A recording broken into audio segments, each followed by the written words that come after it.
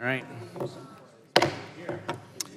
Subcommittee on Energy will now come to order, and the chair would recognize himself for an opening statement. So, good morning. Last week, the subcommittee embarked on its first hearing in our Powering America series, where a panel of witnesses shared their diverse perspectives regarding the state of the wholesale electricity markets. And during that hearing, we heard directly from market participants who operate in all 7 of the nation's RTO and ISO markets. Today, I'd like to welcome representatives from the nation's grid operators and invite them to share their thoughts regarding current issues and the challenges in their respective regional markets. Americans have come to expect that electricity will always be available when it's needed, and it is the role of the grid operators to make sure that this expectation is always met. RTOs and ISOs play a vital role in the delivery of power from the generator to the consumer, but it's a role that is largely outside the public's view. And by operating and dispatching the transmission systems 24/7, the grid operators must ensure that supply and demand is continually kept in balance. In addition, they're responsible for conducting long-term planning to reduce congestion on existing transmission lines and to ensure that there is adequate transmission capacity to reliably serve future electricity demand. So as we sit in the committee room today, the grid operator responsible for coordinating the movement of electricity in D.C. is known as the PJM. In addition to serving the needs of 13 other states, including Michigan, and serving 65 million folks, PJM also operates over 82,000 miles of transmission lines, and that should provide a sense of the size and the importance of these grid operators. Along with the other 6 grid operators at the table today, these RTOs and ISOs combined serve 2/3 of the nation's population. However, as we heard from our witnesses last week, there are concerns regarding the state of our nation's competitive electricity markets.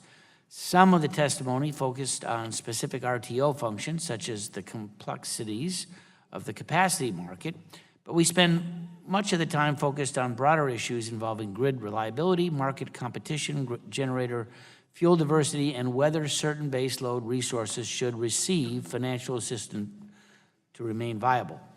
As our witnesses are aware, there are many involving challenges currently facing the electricity industry. In a very short period, we've witnessed significant changes in the market supply and demand fundamentals, specifically weak growth in electricity consumption, combined with the availability of large supplies of inexpensive natural gas.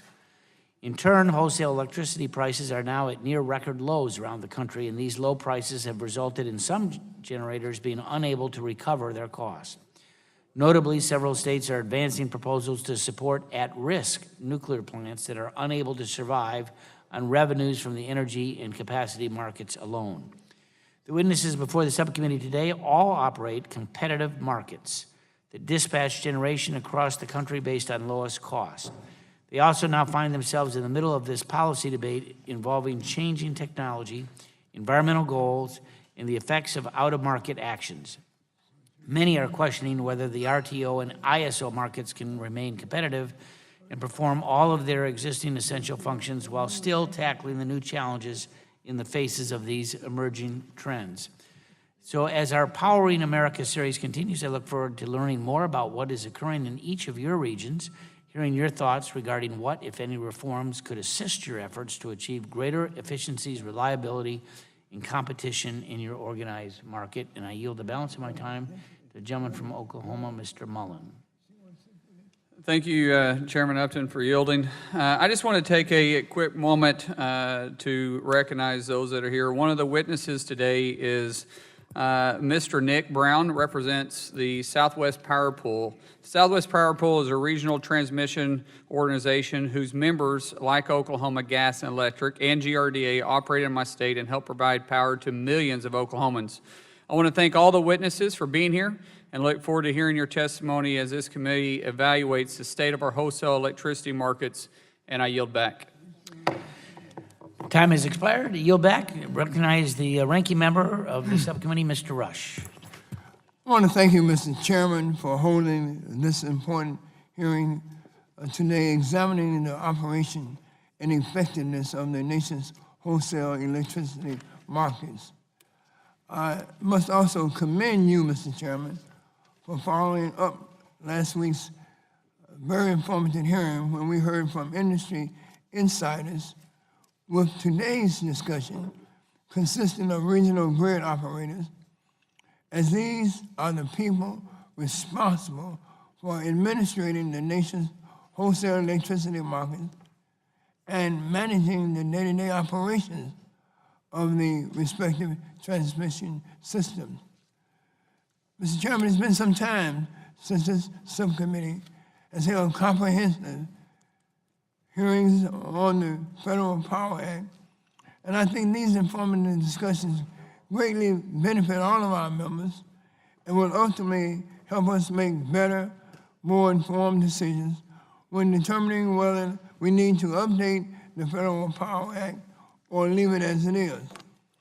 Mr. Chairman, one of the points that every one of our industry panelists from last week's hearing agreed upon was the fact that the nation's electricity grid has changed in recent years and will continue to undergo dramatic transformations in the near future. Whether spurred by state and federal policy, market forces, or consumer demands and behavior, we see significant new trends taking place in the electricity market. Mr. Chairman, consumers are driving many of these changes as they demand new tools to more responsibly use energy, both as a way to save money and as a way to save the environment. Some of these trends include greater demand for cleaner, renewable sources of energy to compete with traditional fossil fuels, an increase in distributed generation and demand response resources, more energy efficiency initiatives, and all the while demanding lower energy costs. While all of these consumer-driven changes, there is also the debate whether issues such as fuel diversity, and distributed energy make the grid more or less reliable. And I look forward to hearing from our witnesses on this important topic. There's also the important issue of grid modernization and grid security. As new and different sources of energy are absorbed into the grid, it is important that we have the infrastructure in place to get this newer, cleaner energy from the places where it is produced to the places where it is needed. Congress should not only focus on streamlining regulations in an environmentally safe and responsible way, but also, Mr. Chairman, but also on making sure that we provide adequate investment into modernizing and securing the grid. Mr. Chairman, the American people want to feel confident that our energy infrastructure provides secure, reliable, sustainable energy while also understanding that the grid is safe from attacks, whether those attacks be cyber or physical, natural or man-made.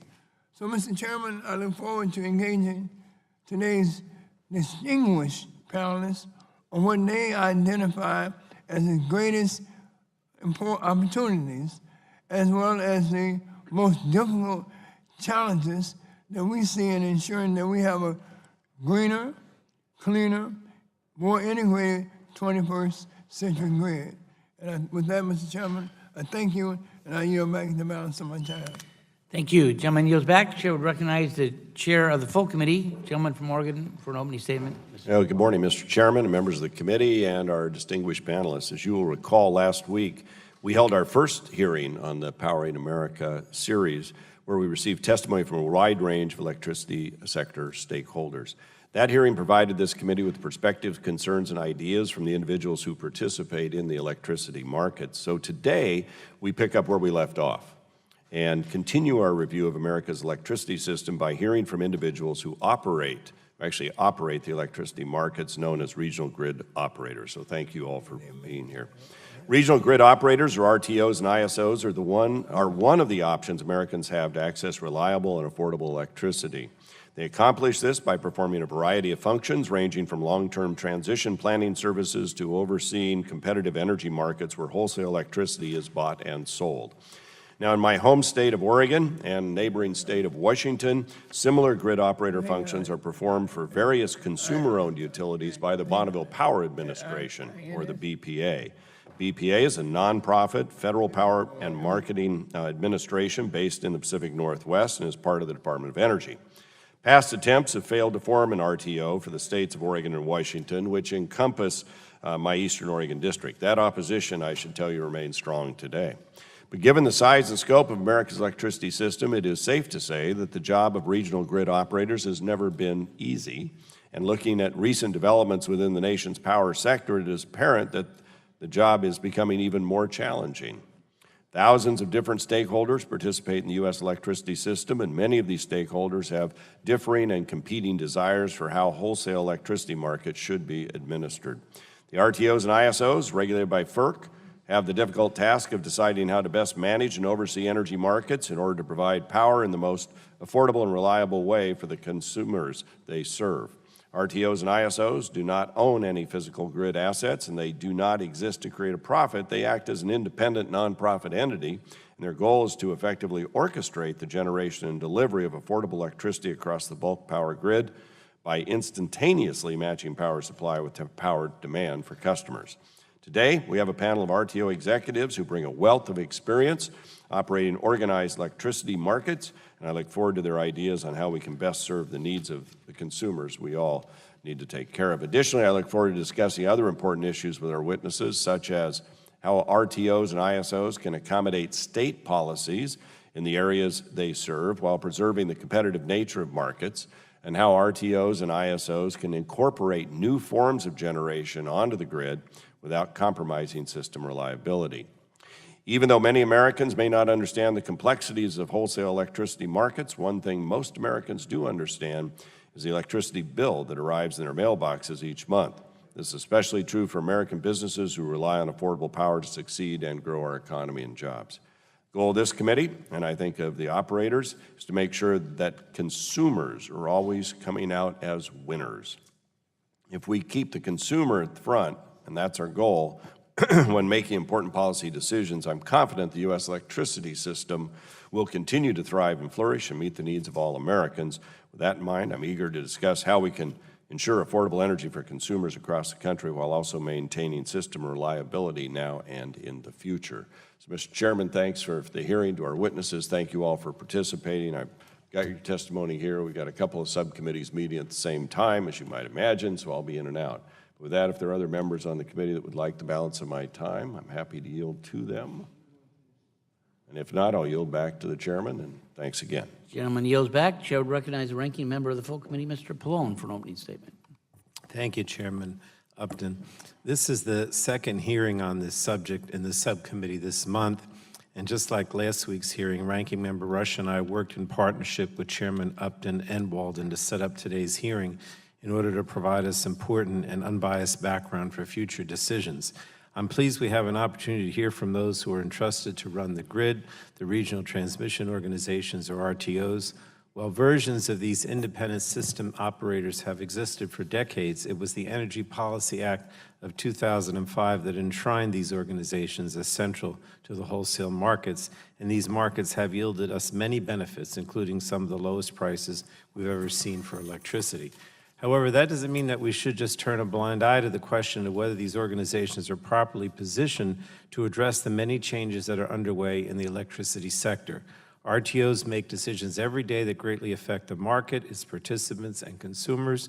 In some ways, they're more powerful on a day-to-day basis than the Federal Energy Regulatory Commission, which is why we need to ensure that RTOs are providing unbiased management of their systems and not veering into the kind of policymaking that is the responsibility of Congress and the states.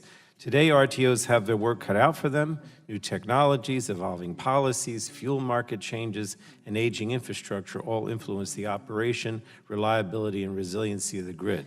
So too do changes in patterns and distribution of electricity demand. All of these factors have called into question the most basic tenets of rate making and challenged the longstanding financial model for utilities.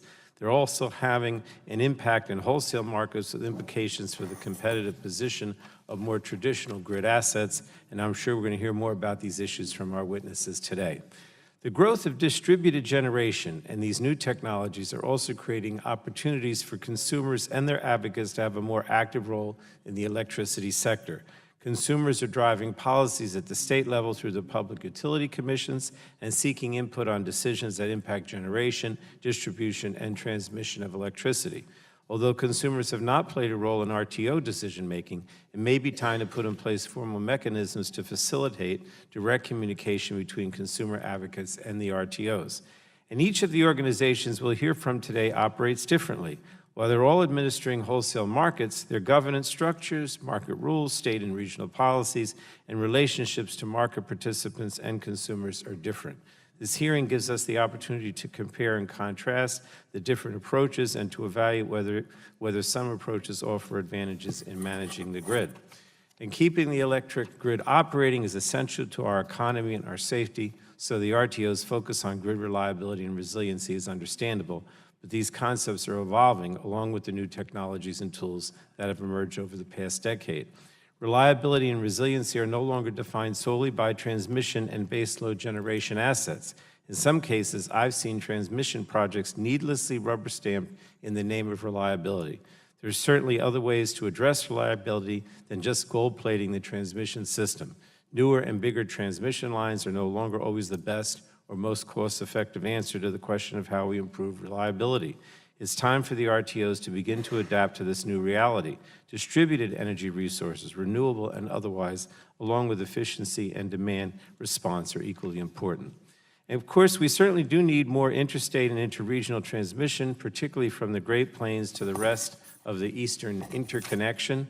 The lack of progress in this area leads me to ask whether the approval process between regions is working as effectively and efficiently as it should, and whether regions have become too balkanized and unable to work together for the greater good.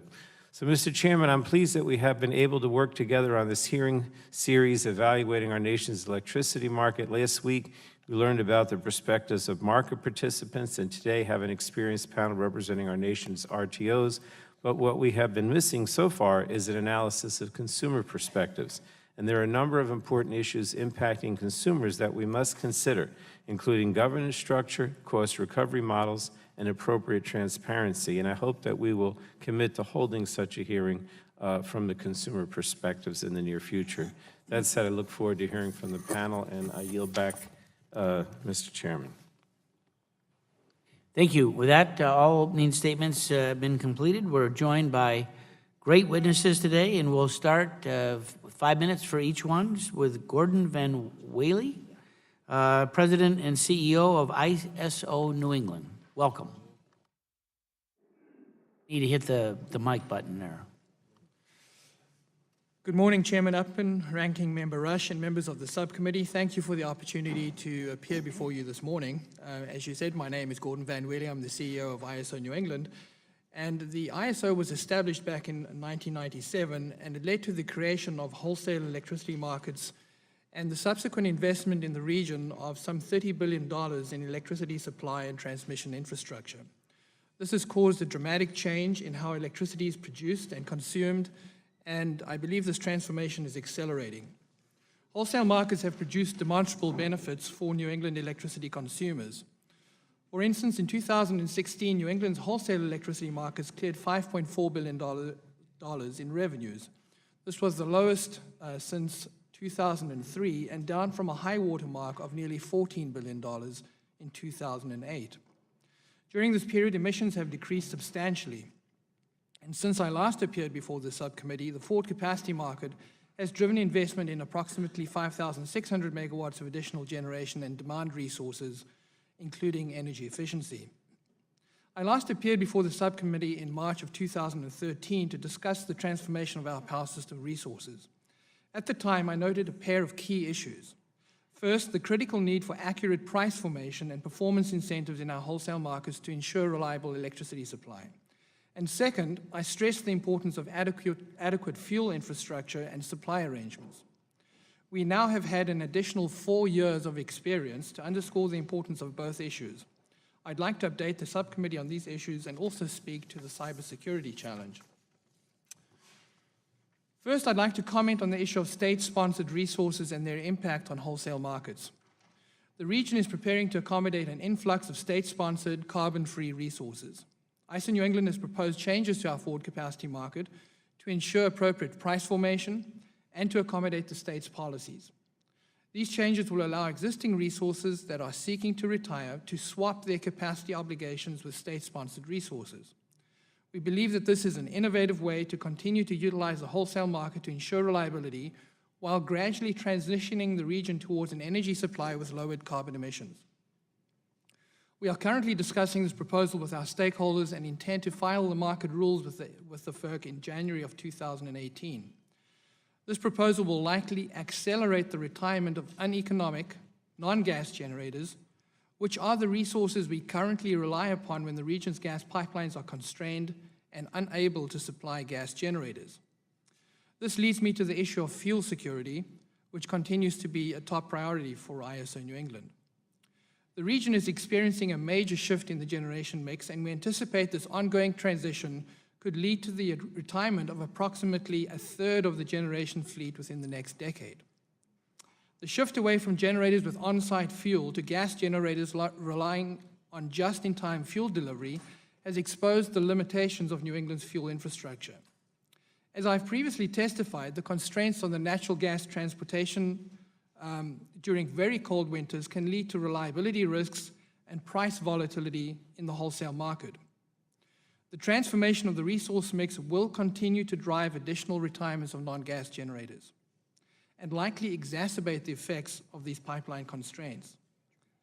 In order to mitigate the risk, New England market participants, or the states, will have to invest in sufficient energy infrastructure and fuel arrangements, and the ISO may have to make additional improvements to the wholesale market rules to incent these investments. The ISO is studying this fuel security risk and will report preliminary results in October of this year. Finally, the ISO is working to improve the safeguards for our control center and business system infrastructure. We recognize the volume and sophistication of the threats against the electric grid are rising. I can assure the subcommittee that we also recognize the importance of critical cybersecurity assets that we operate and are constantly working to identify and address these dynamic and evolving challenges. Since I last appeared before the subcommittee, ISO New England has made many operational and market-based changes to meet the needs of our region. Market forces and public policy decisions are impacting both operations and markets, and the region continues to require innovative solutions to ensure reliable, environmentally responsible, and competitive electricity supply. I believe that the collaborative governance and risk management structures in place in New England will keep us on course to navigate and meet these challenges. Thank you, and I look forward to your questions. Thank you. Next, we're joined by Nick Brown, President and CEO of Southwest Power Pool. Welcome. Thank you, and good morning, Chairman Upton and Ranking Member Rush, and all the members of the subcommittee. My name is Nick Brown. I am President and CEO of Southwest Power Pool, an organization for which I've worked 32 years. And the title of today's topic, Review of the Operation and Effectiveness of the Nation's Wholesale Electricity Markets. I appreciate your interest in that topic, and I'm here to tell you the wholesale markets are functioning very well and very effectively. In Southwest Power Pool, we are focused on end-use customers, and we focus a great deal of our attention in ensuring that our benefit-to-cost ratio is large and increasing. Today, it is greater than 11-to-1. Versus the cost of operation of our organization across all or parts of 14 states in the central part of the U.S. We have over 83,000 megawatts of generation in our footprint, serving just shy of 55,000 megawatts of load. So obviously, our reserve margins are multiple of our minimum criteria. And we're very blessed that that portfolio is very diverse. We have significant coal, gas, nuclear, huge amount of wind, and continuing to grow in hydro. In fact, this morning I pulled up our website in real time, a typical summer day, and our footprint, 46% was coal, 28% wind, 19% natural gas, 6% nuclear, 4% hydro. Very diverse portfolio. It's very important to understand that the wind in our footprint has grown significantly over the past decade to nearly 17,000 megawatts. Nearly 17,000 megawatts. Also important is that half of that came online in the last 2 years. It operates extraordinarily reliably and does so for a multiple of reasons. I will tell you as an engineer, both with training in operations and planning, if you had asked me 10 years ago if we would be able to reliably accommodate even half of that, I would have said no, period, end of discussion. So how are we able to do that today? There are 3 specific reasons that we're able to accommodate that magnitude of wind in a very reliable fashion.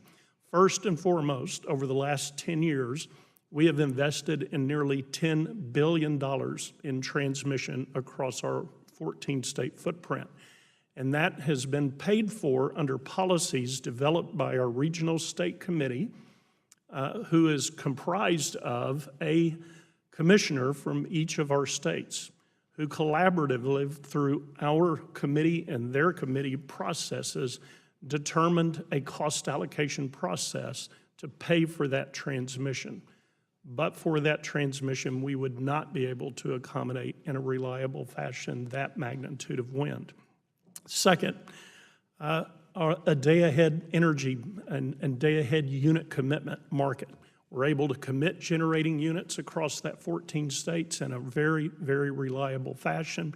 And then third, we consolidated all of the balancing authorities, more than 20 in our 14-state footprint. But for any one of those being pulled out of the equation, we would not be able to accomplish. Reliability is job one. We can accommodate managing the system in a reliable fashion, and we can mandatorily, from a reliability unit commitment perspective, maintain whatever generation is needed to protect reliability. Second, I want to go on to cybersecurity. It is an interest. It is a very, very high risk for our organization, but we are subject to the standards of the North American Electric Reliability Corporation. They require us to mandatorily comply with those. We're heavily audited against those. They are backstopped by the Federal Energy Regulatory Commission, as are our market rules, and we are subject to penalties of up to $1 million a day per violation. I believe we are in good hands, but the reliability standards are a threshold. We focus on security far above the minimum reliability standards. I appreciate your time today. Thank you. Next, we're joined by Bradley Jones, President and CEO of New York ISO. Thank you. Thank you. Chairman Upton, Ranking Member Rush, members of the subcommittee, thank you for having me here. I am the Chairman and CEO of the New York ISO. Prior to my position as CEO of the New York ISO, I was the Chief Operating Officer of the Electric Reliability Council of Texas. New York has gone through significant change, as much of the country has. Social, economic, policy changes are driving significant changes among each of these ISOs. And each of these ISOs here before you have responded to those changes and have built systems to ensure that they have the capability to maintain reliable, safe operations of their systems, as well as do so at the lowest possible economic cost for their consumers. I'd like to highlight 3 of the critical functions of the NISO. First, the NISO operates the bulk electric system and does so under reliability rules that are set by the nation, by the state, and by our regions.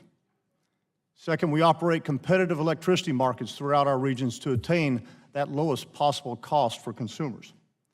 And third, the NISO conducts planning studies to ensure that we can guarantee reliability out into the future, not just for today. Since 1999, the competitive markets in New York have delivered consistently for consumers. Over $7.8 billion over the last several years have been returned back to consumers through the efficient operation of our systems. Now, beyond efficiency, since 1999, the creation of the NISO, we've also seen a significant reduction in air emissions. Carbon is down by 43% from our generation fleet. Nitrogen oxides are down by 87%. And sulfur dioxide down by 98% in that same period. Significant track record. Yet, New York State continues to be a national leader on the environment and clean energy. And at the NISO, we see a recognition as we move forward to ensure this clean energy future, that we have something we must address. In our state, we are beginning to recognize that we have a state which is characterized by a tale of two grids. A grid in upstate, which is primarily clean energy, nuclear energy, hydro, wind, solar, all components that have low emissions, and yet in the South, where much of our load is, over 2/3 of our load, downstate, we have a grid which is characterized by over 75% fossil fuel generation. In order to achieve our low emissions and clean energy objectives, we must be able to transport that power, to move renewable power throughout our grid. We have to focus on the transmission system in New York. Now, I need to applaud FERC. FERC passed several years ago a Order 1000, which has given us the great opportunity to move forward on transmission projects within our region. We have two major transmission projects that are currently underway and under consideration. One that moves power 1,000 megawatts from left to right across the state and will enable us to get more of our power out of the hydro resources we have in the west, as well as the wind resources we have in the west. We also have another transmission project that's moving from central New York down into our load centers of the lower Hudson Valley, New York City, and Long Island. Third, under consideration, we are looking forward to working with the Public Service Commission in New York to drive one additional policy improvement. That is transmission from our north country into the central part of the state, so that we can capture, again, renewable resources in that region. Achieving our renewable future, which is set by our governor as a goal of achieving 50% renewables by 2030, depends upon building transmission in the state. We're making great progress thanks to the work of the FERC so far, and we will be making more progress as we go forward. In addition, we are working very closely with the state of New York as an effective partner on analyzing the possibility of integrating carbon directly into our markets. What I mean by that is pricing carbon into the market dispatch, something that at this time that I don't believe any other state is doing, but certainly something that I believe most economists would suggest is the best way to accommodate low carbon resources in our markets. We're very much at the beginning of this process. We've been working very closely with our state in a collaborative way. Our market participants requested that we hire a consultant. We hired the very renowned Brattle Group in to study this issue. We hope in the next several days to release a major report on the possibility of integrating carbon into our markets. We think it is an extraordinary way that is very promising for our future, not only at keeping costs down for consumers, but also in doing so in a way that reduces carbon even further than the current programs in place. So New York ISO, much like these ISOs before you, have accommodated change. They've led change. We will continue to do that in the future. Thank you. Thank you. Next, Richard Doyne, Executive VP for Mid-Continent ISO. Welcome. Good morning, Chairman Upton, Vice President Olson, I guess in absentia, and Ranking Member Rush and the rest of the subcommittee members. I appreciate the opportunity to talk to you today about the important topic of energy markets and their effectiveness and efficiency. I started at MISO in 2002 as we were developing the energy markets, and we've seen significant change in the markets and the resources since that time, and I look forward to discussing those changes with you and how the markets have adapted to deal with those changes. I know the committee is interested in hearing about retirement of generation coal, nuclear units, as well as increases in gas, increases in renewable energy, and I intend to focus my remarks here today on just those issues. As a brief introduction to MISO, we are, as noted earlier, a 501c4, a public interest organization, so we exist for the benefit of the consumers in our region to reliably operate the system, as well as to ensure the lowest cost delivered prices to those customers. We operate about 175,000 megawatts of generation across 15 states, serving about 42 million people. As part of that, we annually generate about $3 million in benefits for all of our consumers. The industry is being impacted by a combination of regulatory, political, and economic factors, and we've already experienced a dramatic shift, changes in the MISO region. While coal-fired generation supplied about 75% of the energy consumed in the MISO region in 2005, it now accounts for less than 50%, about 46%. While gas resources generated about 7% of the energy consumed in the MISO region in 2005, that number is now at 27%.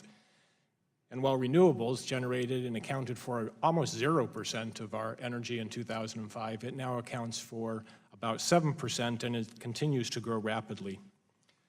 The changes in that generation profile are due both to changes in the generation portfolio. That reduction in coal is due in part to retirement of about 13,000 megawatts of coal within the region, but it's also driven by economic factors, primarily the reduction in natural gas prices. If you'd looked at the natural gas prices in 2005 and considered how far they would reduce by 2015 and the fact that gas would be a more economic fuel source than coal, no one would have believed that that could possibly be the case. But it has led to considerable change in the generation resource mix as well as the operation of the grid. So how do markets adapt to those changes? We innovate. We create new market products, new market services in order to accommodate those changes in the resource mix. And we continue to innovate in order to address particularly renewables and the increase in gas generation. So I'll note three different areas where that occurs. One is we partner with our states as they conduct their resource planning to evaluate the generation portfolio that they plan to bring forward in the future and to provide our planning oversight to make sure that they understand in an aggregate basis across the broader region the implications of changes they may be making in their portfolio and how that'll affect the operation of the grid and the market. We also facilitate infrastructure investment and reliable grid planning. That process has resulted in over $26 billion of new transmission infrastructure, original portfolio of about $5.6 billion approved in 2011 resulted in 28,000 direct construction jobs and about 50,000 jobs total.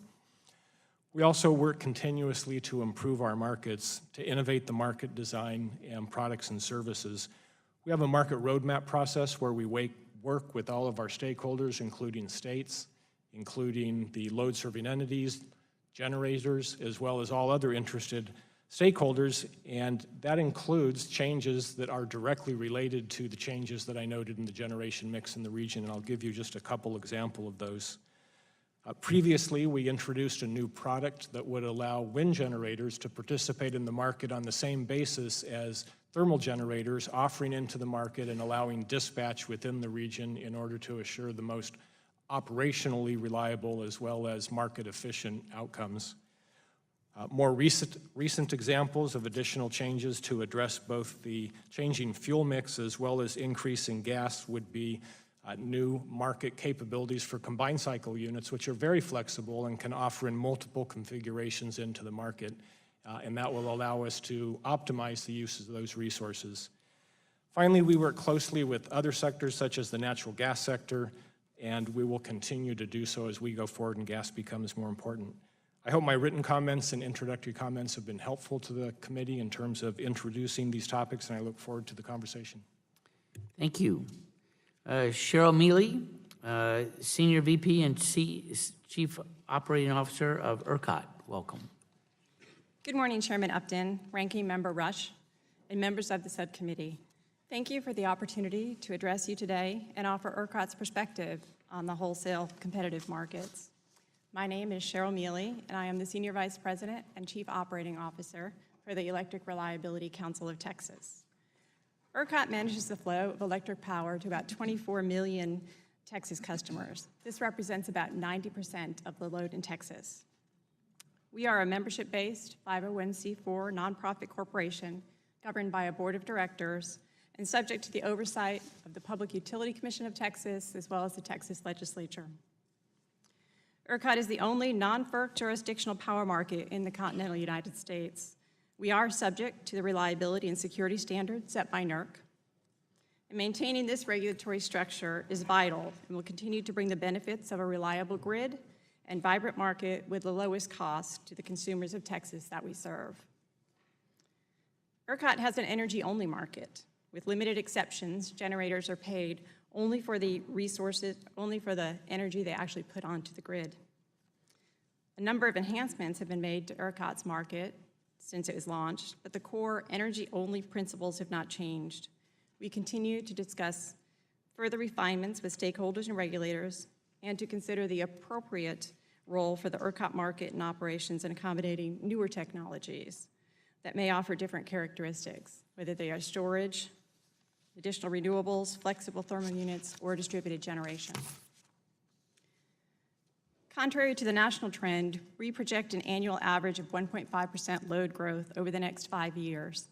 And in recent years, the energy use in ERCOT has grown by an average of about 2% annually.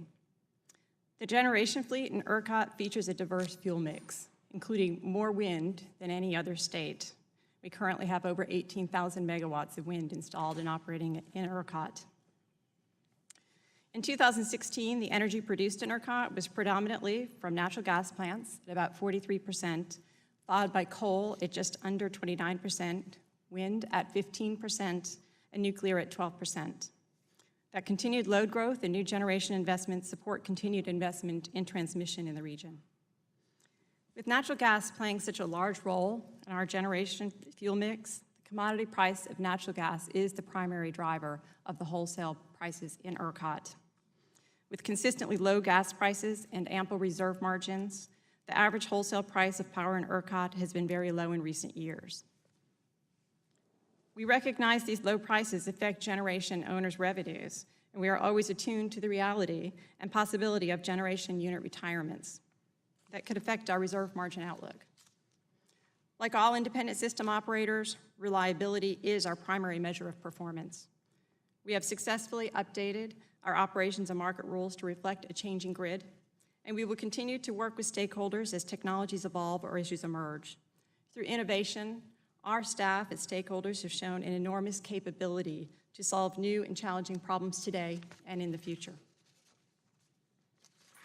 While not a market issue, we are appreciative and remain committed to our external collaborations with relevant federal and state governmental agencies, the industry, and national labs to enhance everyone's cybersecurity posture. In conclusion, with healthy reserves and low prices in ERCOT's energy-only market, continuing with the current predictable regulatory structure is important. This allows us to be responsive to all of our regulators, as well as the consumer and market participants. We'll continue to collaborate to address future challenges and opportunities in the ERCOT region, and we'll continually investigate the inputs and tools needed to support reliability as the grid continues to change. I thank you for your time today and the opportunity to appear before you. Thank you. Dr. Casey, Keith Casey, Vice President, Market and Infrastructure Development, California ISO. Welcome to you as well. Good morning, Chairman Upton, Ranking Member Rush, and members of the subcommittee. As you noted, my name is Keith Casey. I'm Vice President of Market and Infrastructure Development at the California ISO, and I want to thank you for the opportunity to be here to discuss the operation and effectiveness of the organized wholesale markets in California. We appreciate the committee's attention to this important issue, and my comments today will focus on what's working well in our markets and, frankly, some candid discussion around some of the challenges we're having. Since the ISO started operations in 1998, we have almost 20 years of operating experience and have been involving our markets considerably since the Western energy crisis occurred 17 years ago. Our markets are in far better shape now than they were then, and over the past 15 years have been yielding significant benefits to our market participants. They've been very stable and competitive. In recent years, as I'm sure many of you know, California has established itself as a global leader in environmental energy policies that are dramatically transforming the resource mix on the grid. Today, renewables comprise about 30% of the total energy produced in our markets and are tracked to meet 50% by 2030, if not sooner. This transition from large station power to a more diverse and decentralized system has created a new value proposition for the California ISO. Our centralized energy markets are proving to be highly valuable, if not essential, for successfully integrating and managing a diverse fleet of grid resources. Indeed, our success has encouraged other transmission providers in the West to join our real-time market and form the Western Imbalanced Energy Market. That market currently serves 5 entities comprising approximately 8 Western states and serves half the electric load of the Western Interconnection. And we have 7 other entities that are planning to join the Western Balanced Energy Market over the next several years. Since its inception in 2014, the Western Imbalance Market has created significant benefits, not just for California, but for all the participating entities. In addition to the wholesale market, California provides significant value to market participants through facilitating new resource interconnections to the grid and developing long-term transmission planning. Both of these functions have evolved significantly over the years to meet the changing needs of the industry, and the ISO has used these processes to connect 20,000 megawatts of renewables to the grid and approve over $7 billion in transmission investments. So notwithstanding these successes, there remain significant challenges to enabling the transformation of the grid. I'll highlight 2 of them. The first is to maintain the resources we need for essential reliability services during the transformation of the electric grid. And secondly, to ensure the transmission infrastructure needed to support the diverse set of resources across the West can one day be developed. Reliably integrating high levels of renewables into the power system represents a significant challenge. It requires a complement fleet of resources that are highly dispatchable and flexible to balance the system and manage the ramping challenges that we face. We also need to make sure we maintain essential reliability services like voltage support, frequency response, and the ability to have a resilient grid that can respond reliably to contingencies. In the near future, California will need to rely primarily on the natural gas fleet to provide these essential grid services. However, as you heard in testimony last week, the gas fleet in California is under financial duress due to lower energy prices, surplus capacity, and minimal bilateral contracting.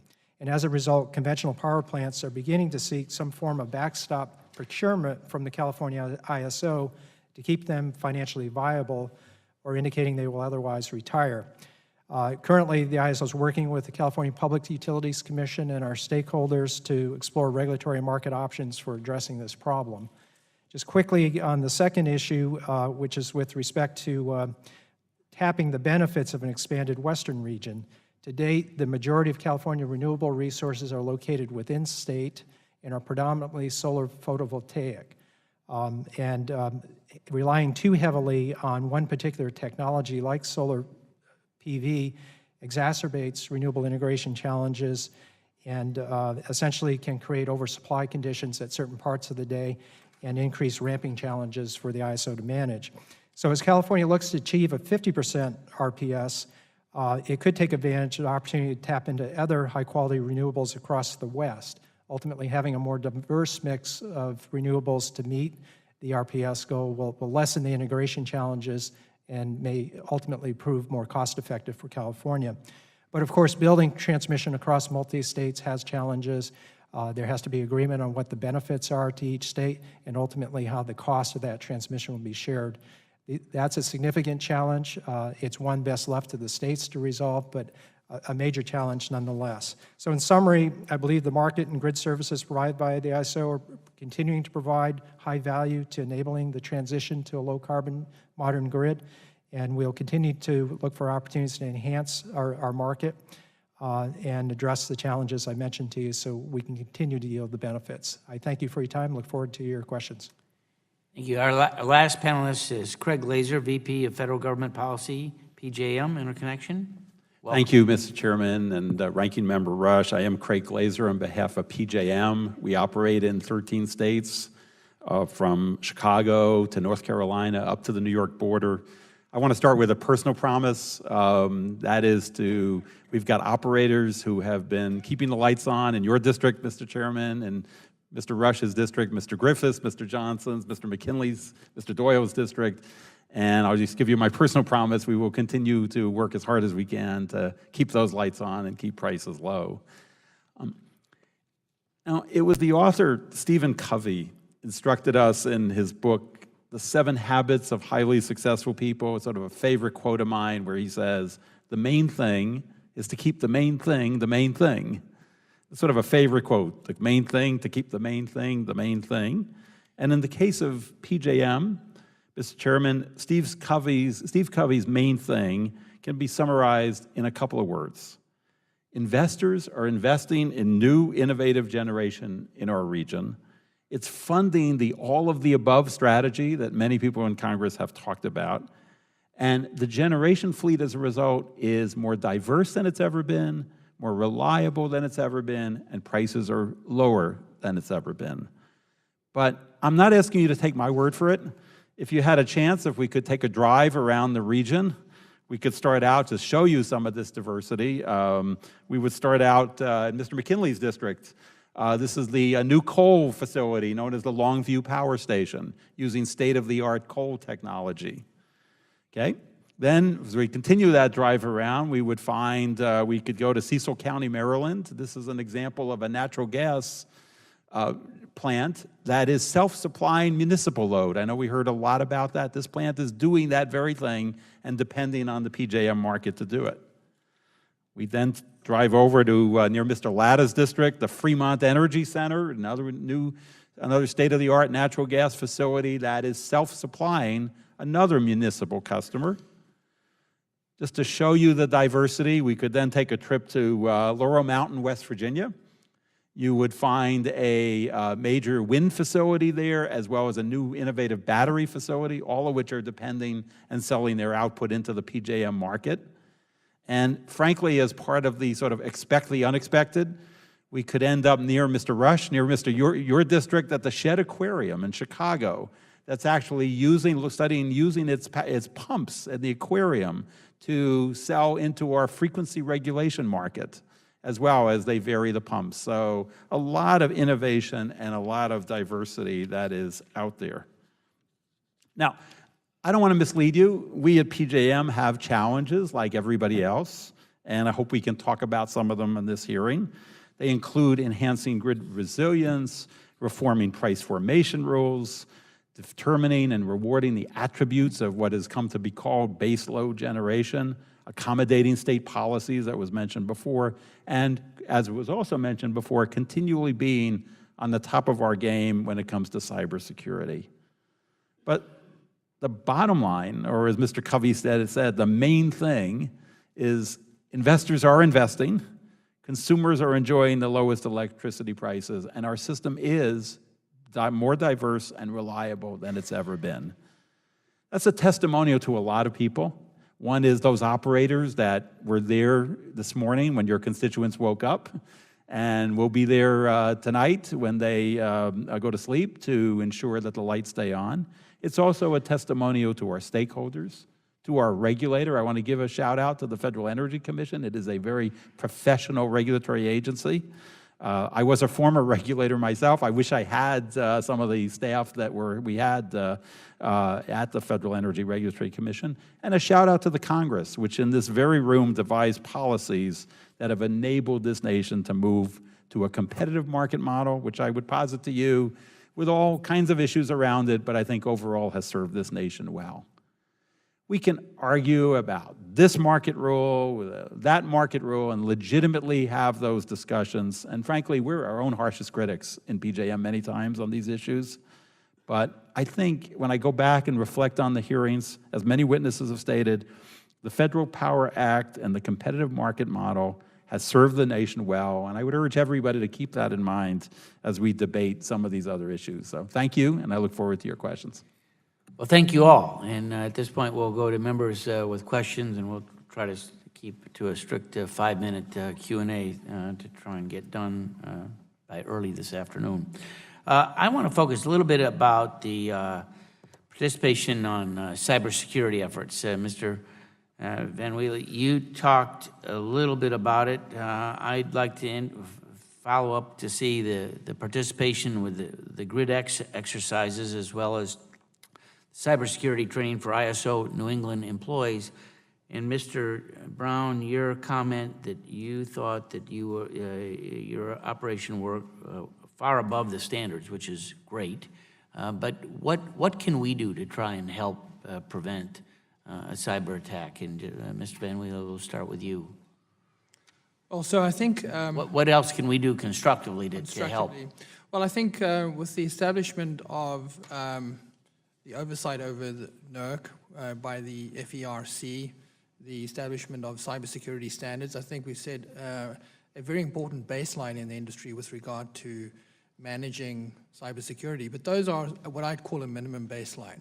Ultimately, all of the ISOs in front of you here today employ a defense in-depth strategy, and it's about deploying automated systems to detect issues. It's about training your employees, which are often the weakest link in the chain. And I think that if I sort of look back over the past decade, I've seen the electric industry really lift its game with regard to cybersecurity. And that's not to say there's more to be done. I think there's a lot more to be done. I think the risk is shifting not from whereas we were previously concerned about cyber in the control centers, I think there's a greater risk out in the field. And so I see that utilities are going to have to invest money in this space, and I think what Congress can do is to be supportive of the cost recovery of those investments. And I think it's a necessary investment. The other thing I worry about, to be honest with you, it's true, and I heard a number of the members today mention the proliferation of distributed energy resources. The issue with distributed energy resources is they often are relying on the internet for communications back to the control centers. And I think that's a weak link in the chain that we need to pay some attention to. If we're going to rely on those resources to be a substantial part of the capacity to keep the grid going and reliable, we need to make sure that those resources, which are often in private hands, are practicing safe cybersecurity practices as well. Mr. Brown? So what can you do? Certainly support the standard development process. But as Gordon indicated, that's minimum. Policy can never keep up with technology. So we're constantly communicating among our regions and with the government entities on attacks that are occurring in real time. And that's why I emphasize the standards are important because we're all in this together, highly interconnected, highly interdependent. So we must all operate at a minimum threshold. But in order to keep up with the attacks that are very real time, we have to go above and beyond the standards because, again, policy can never keep up with technology. Anybody else want to comment? Mr. Jones. Yes, thank you. One additional thing that I think is important, and Nick touched on that as well, is threat identification. So from the federal side, that is the most important element for us, threat identification and dissemination of that information. That allows us to prepare for these threats and defend against them. Thank you. Let me go to my next question, and that is, it's a good thing that with all the things that have been going on, that harmful emissions from the power sector have been reduced, I think rather significantly. I know, Mr. Jones, in New York, we've seen the NYISO achieve a 98% reduction in SO2 emissions since the markets began operation in 2000. So with all these changes that are going on, whether it be RPS standards by states, reduction in coal, tell us a little bit about how you can expect to see that continue in the next decade or so. Excellent, thank you. New York State is currently undergoing a strong push toward reduction of carbon emissions, so CO2 emissions in the environment from our generation fleet. The goal is currently to achieve a 50% rather reduction in carbon emissions from 1990 levels by 2030 and an 80% reduction by 2050. In order to achieve that, there are a number of steps that the state has already taken. Number one, to drive more renewables in the state to achieve these higher renewable penetrations.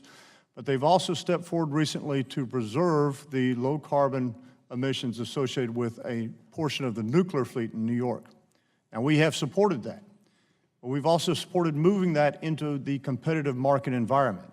So to the degree that we can do that, the best way to control emissions of carbon throughout our state would be to integrate it directly into our dispatch in the energy market side. We're currently working on that with the state of New York. As I said, we'll have a report coming out very shortly, which will identify the opportunities and the very promising nature of that approach. We'll begin discussing that with our market participants as well, and we hope to have something in the very near future. When you get that report, we'd be anxious to take a look at it. My time has expired, so let me go to Mr. Rush for 5 minutes. Thank you, Mr. Chairman.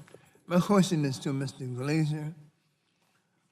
In your written testimony, you state that PJM works with its stakeholders on proactive rule changes in order to ensure that the market can continue to accommodate individual state policies in a manner that still preserves competitive outcomes without burdening neighboring states that may not have the same state policy.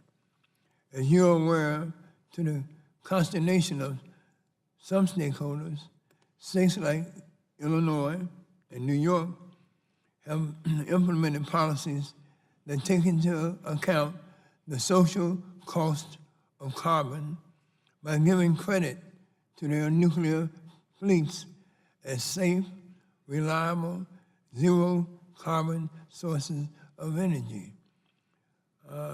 Mr. Glazier, how would you address the assertion that adding value to nuclear fleets unfairly distorts the market? In other words, how would we incorporate the social cost of carbon in a way that reflects that cost in energy clearing prices? And on this question, I also like to hear from Mr. Jones on this issue. Thank you, Mr. Rush. I appreciate the question. This whole question about accommodating state policies, of course we need to accommodate state policies, and we do that. It's not a question of whether we should do it. There's no question we should do it. It's a how do you do it question. And that's the difficult part. Let me give you just an example. Maryland may have one state policy supporting renewable generation. West Virginia, which borders Maryland, may have a completely different policy. It's all an interconnected grid. The electrons don't respect state borders. So the trick is to find a way to ensure that Maryland's policy or Illinois' policy is not exported to West Virginia, in my example, that may not buy into that same policy. So how do we do it? There was a discussion, we're working on sort of almost like, if you will, firewalls, if you will, that would ensure that the market prices are protected, that we don't export to an unwilling state what that policy is, but at the same time allow states like Illinois to go forward with what it wants to do. So that's the rub here. It's a interconnected grid. The electrons, we don't want to force other states to absorb that policy, but we want to respect what Illinois did. And that's what we've got proposals out to accomplish. So do you have a more definitive example of how you do that? Because you eliminated the problem. Yeah, we're looking at, for example, potentially running the market 2 times, if you will. Running the market once that would allow the Illinois nuclear units in this case to participate in the market, but also sort of almost running it a second time to correct any sort of price suppressive effects of the fact that there is a subsidy going to certain nuclear units in Illinois, but not the same nuclear units its equivalent nuclear units in Ohio or Maryland or anyplace else. So it's a technique that we are looking at. We've actually got a proposal to do that, and it's a vigorous subject of discussion. Thank you. Mr. Jones? So the proposal in our region is different than most of the other ISOs. As Mr. Glazier had mentioned, multi-state ISOs have a difficult time of getting all of the states onto the same policy position. In the 3 ISOs that are led by a single state, California, Texas, and New York, it is much easier to implement state policy directly since we have a single state. In the state of New York, we want to approach this issue through the energy market. To best say this, in states that are approaching it through a capacity market, the vernacular that is used is to accommodate state policy into the market. In our state, by using the energy market, we're actually helping to achieve the goals of the state. It's a rather significant difference, but it's one that we hope to deliver on. Thank you. I yield back, Mr. Chairman. Thank you. Dr. Murphy.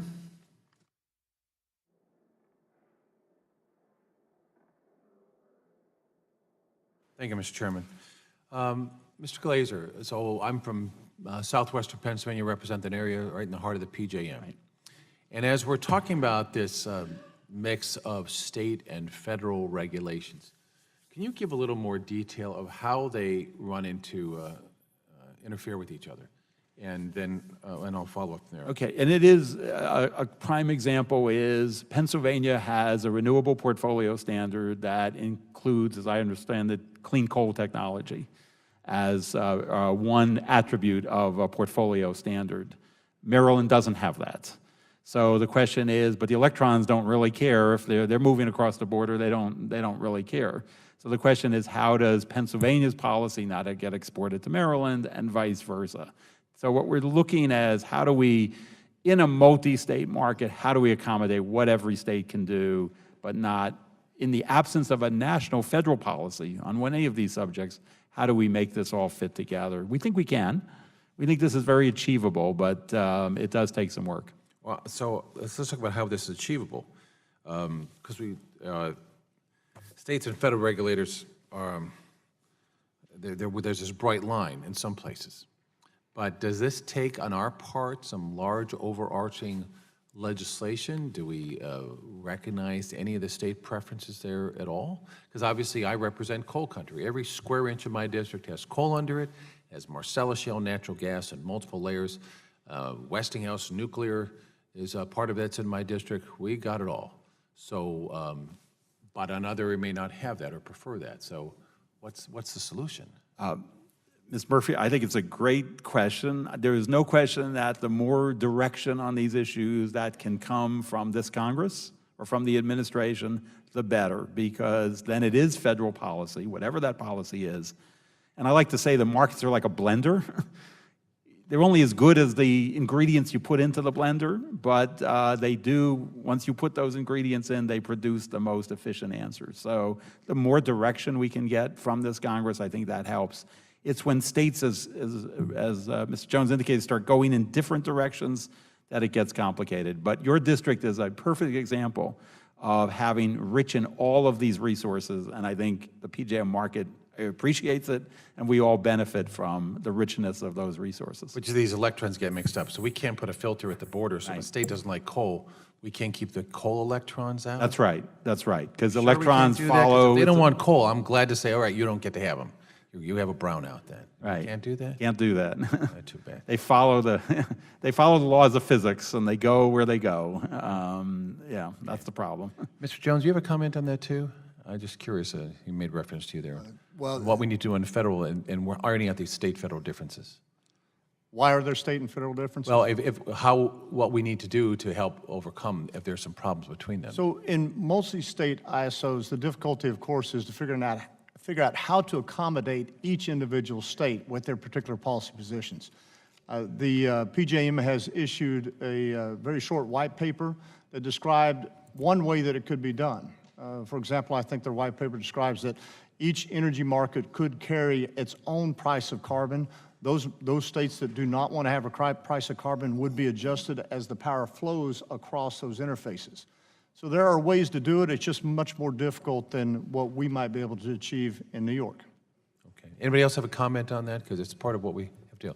Dr. Casey? Yes, I would just note in California, we have a cap and trade program for carbon allowances within state, and we have the issue of, particularly when we run our Western Energy Imbalance Market, we're dispatching resources all over the West. How do we attribute which resources are supporting imports into California that would? What is it you trade? Well, we're trading energy, so But it has to do with carbon too, right?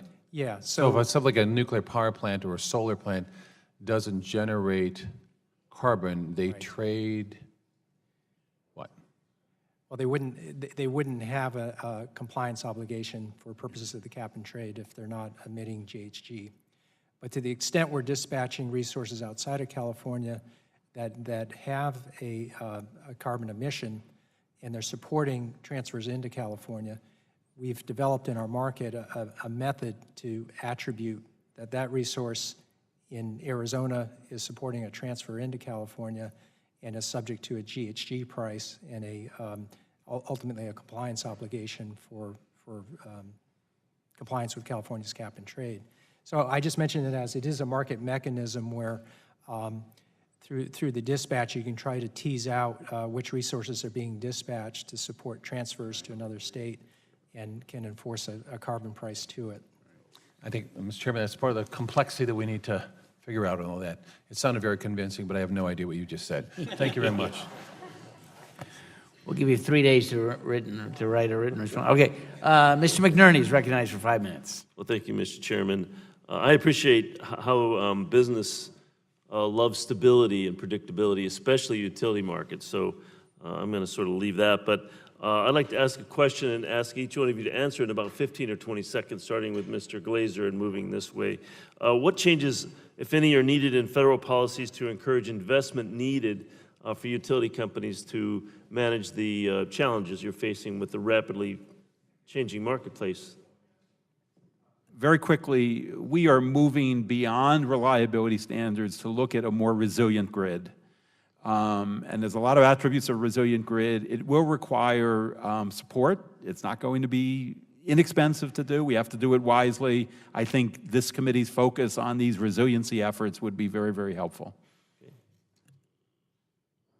I think in the case of California, we have a very robust investment environment with the integrated resource planning that goes on at the Public Utilities Commission and the direction in renewable procurement and the supporting transmission. So I don't see really a need for anything beyond what we have. I think we have adequate investment incentives there. From an ERCOT perspective, I think that, as I stated in my comments, is that predictability is what we need to guide the future there. And so I don't think there's anything that we really need. I think that some of the focus on NERC standards and making sure cyber security standards continue to develop and that sharing of information is probably largely the most impactful thing to us from here. I guess I would tend to agree with the other commenters, and that is we do have federal support from NERC for SIP standards and for resiliency standards. Markets, as I noted, are able to adapt to the changes in the underlying market, the composition of the generation fleet. And I think the most important thing for us is regulatory stability. We largely have that through FERC, but to the extent that you have policies that come out that go in different directions over different periods of time, that's not beneficial to market participants or the marketplace. Okay, Mr. Jones? Thank you. From New York's perspective, we have a great deal of investment. We're very comfortable. We've got investment in solar, wind resources, investment in natural gas field facilities. As I'd mentioned to you earlier, though, we have a great deal of need for additional transmission investment.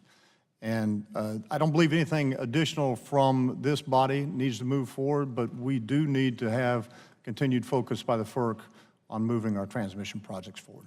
Thank you. No additional policy changes are needed in our region from this body. I would say, though, it would help if we had a quorum at FERC. All right. I agree with the previous speakers that regulatory certainty is very important. I think that I have watched the industry struggle with what's the long-term trajectory on carbon pricing? So from an investment point of view, as one is investing in new long-lived assets that are 30 to 40 years in terms of their economic life, having some certainty around that question would be very beneficial. And I think as a nation we've struggled with that one, and I doubt we're going to resolve it anytime soon, but that certainly would help us achieve at least that objective through the market if we could get it more clearly stated at a federal level. Thank you. Mr. Casey, one of my priorities has been to support technologies and projects that are making the electric grid smarter and more reliable, more resilient, flexible, and secure. As California ISO meets the challenges of renewable energy integration and other state policy objectives, what is ISO doing to support advanced grid technologies? I would say, in short, a lot. I think in many ways we're leading the world in advancing new technologies into the power grid. There's a lot happening on the distribution network with, as you know, with microgrids, energy storage, demand response. Many of those resources are, some of them are behind the customer meter. They're not connected to the transmission system. But we've put forward market models to enable those resources to actively participate as a grid resource so that we can be able to dispatch them to help meet the system needs. Demand response is an area in California that I think there's a huge untapped potential to really more fully develop. We've been a big advocate of that, working with the Public Utilities Commission to really get to the technology capability of what demand response can really do. We have a lot of old programs out there that really you can only call once in a while. We need more advanced programs in demand response that we can call every day, and it's seamless to the customer. They don't even know what's happening. Those are just some examples of what we're trying to do on the customer side. There are other things we're doing on the transmission side as well. Thank you. Mr. Chairman? Mr. Barton. Thank you, Mr. Chairman. Thank you for holding this hearing. We want to welcome Cheryl Millay, who's from ERCOT in Texas. We're always glad to have you here. I just have one question, Mr. Chairman.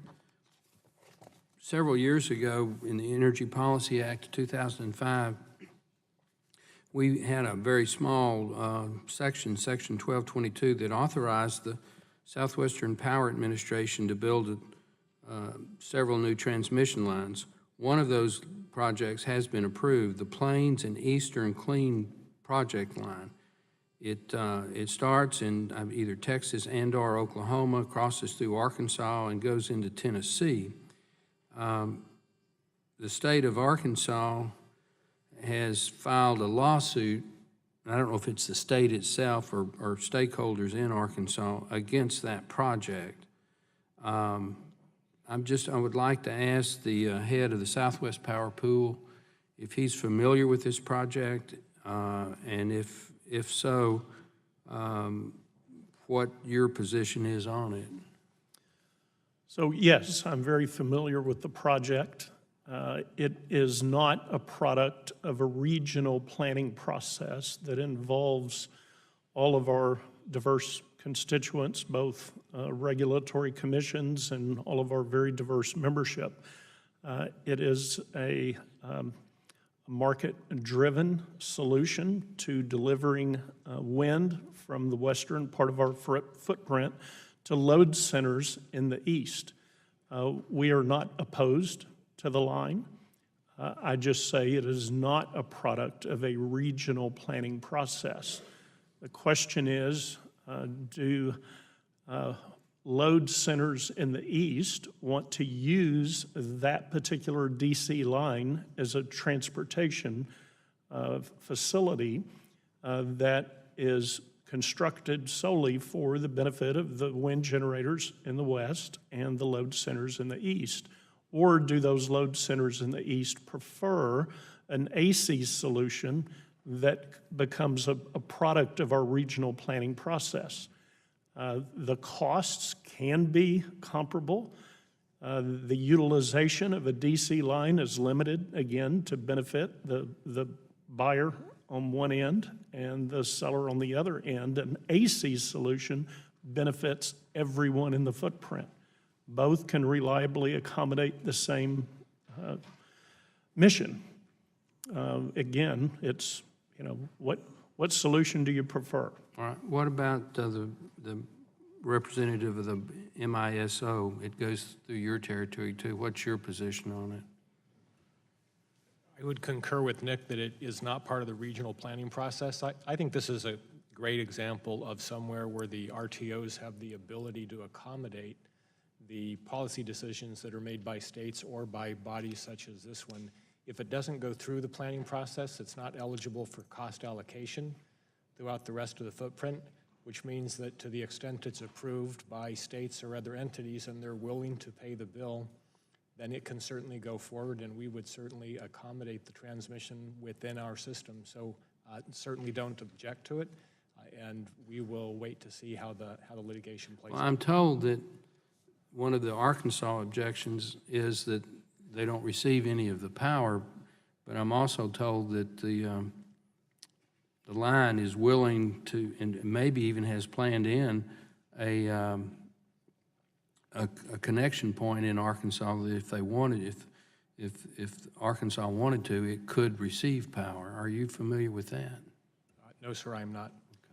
And yes, I am, and certainly it could be accommodated. The real question is are there loads in Arkansas that want that choice of delivery system, a DC line versus an AC solution that can provide other benefits to the state? I doubt that anybody on the panel understands the difference between DC and AC. Well, Mr. Shimkus, we'll say Mr. Shimkus. Okay, Mr. Flores says he does.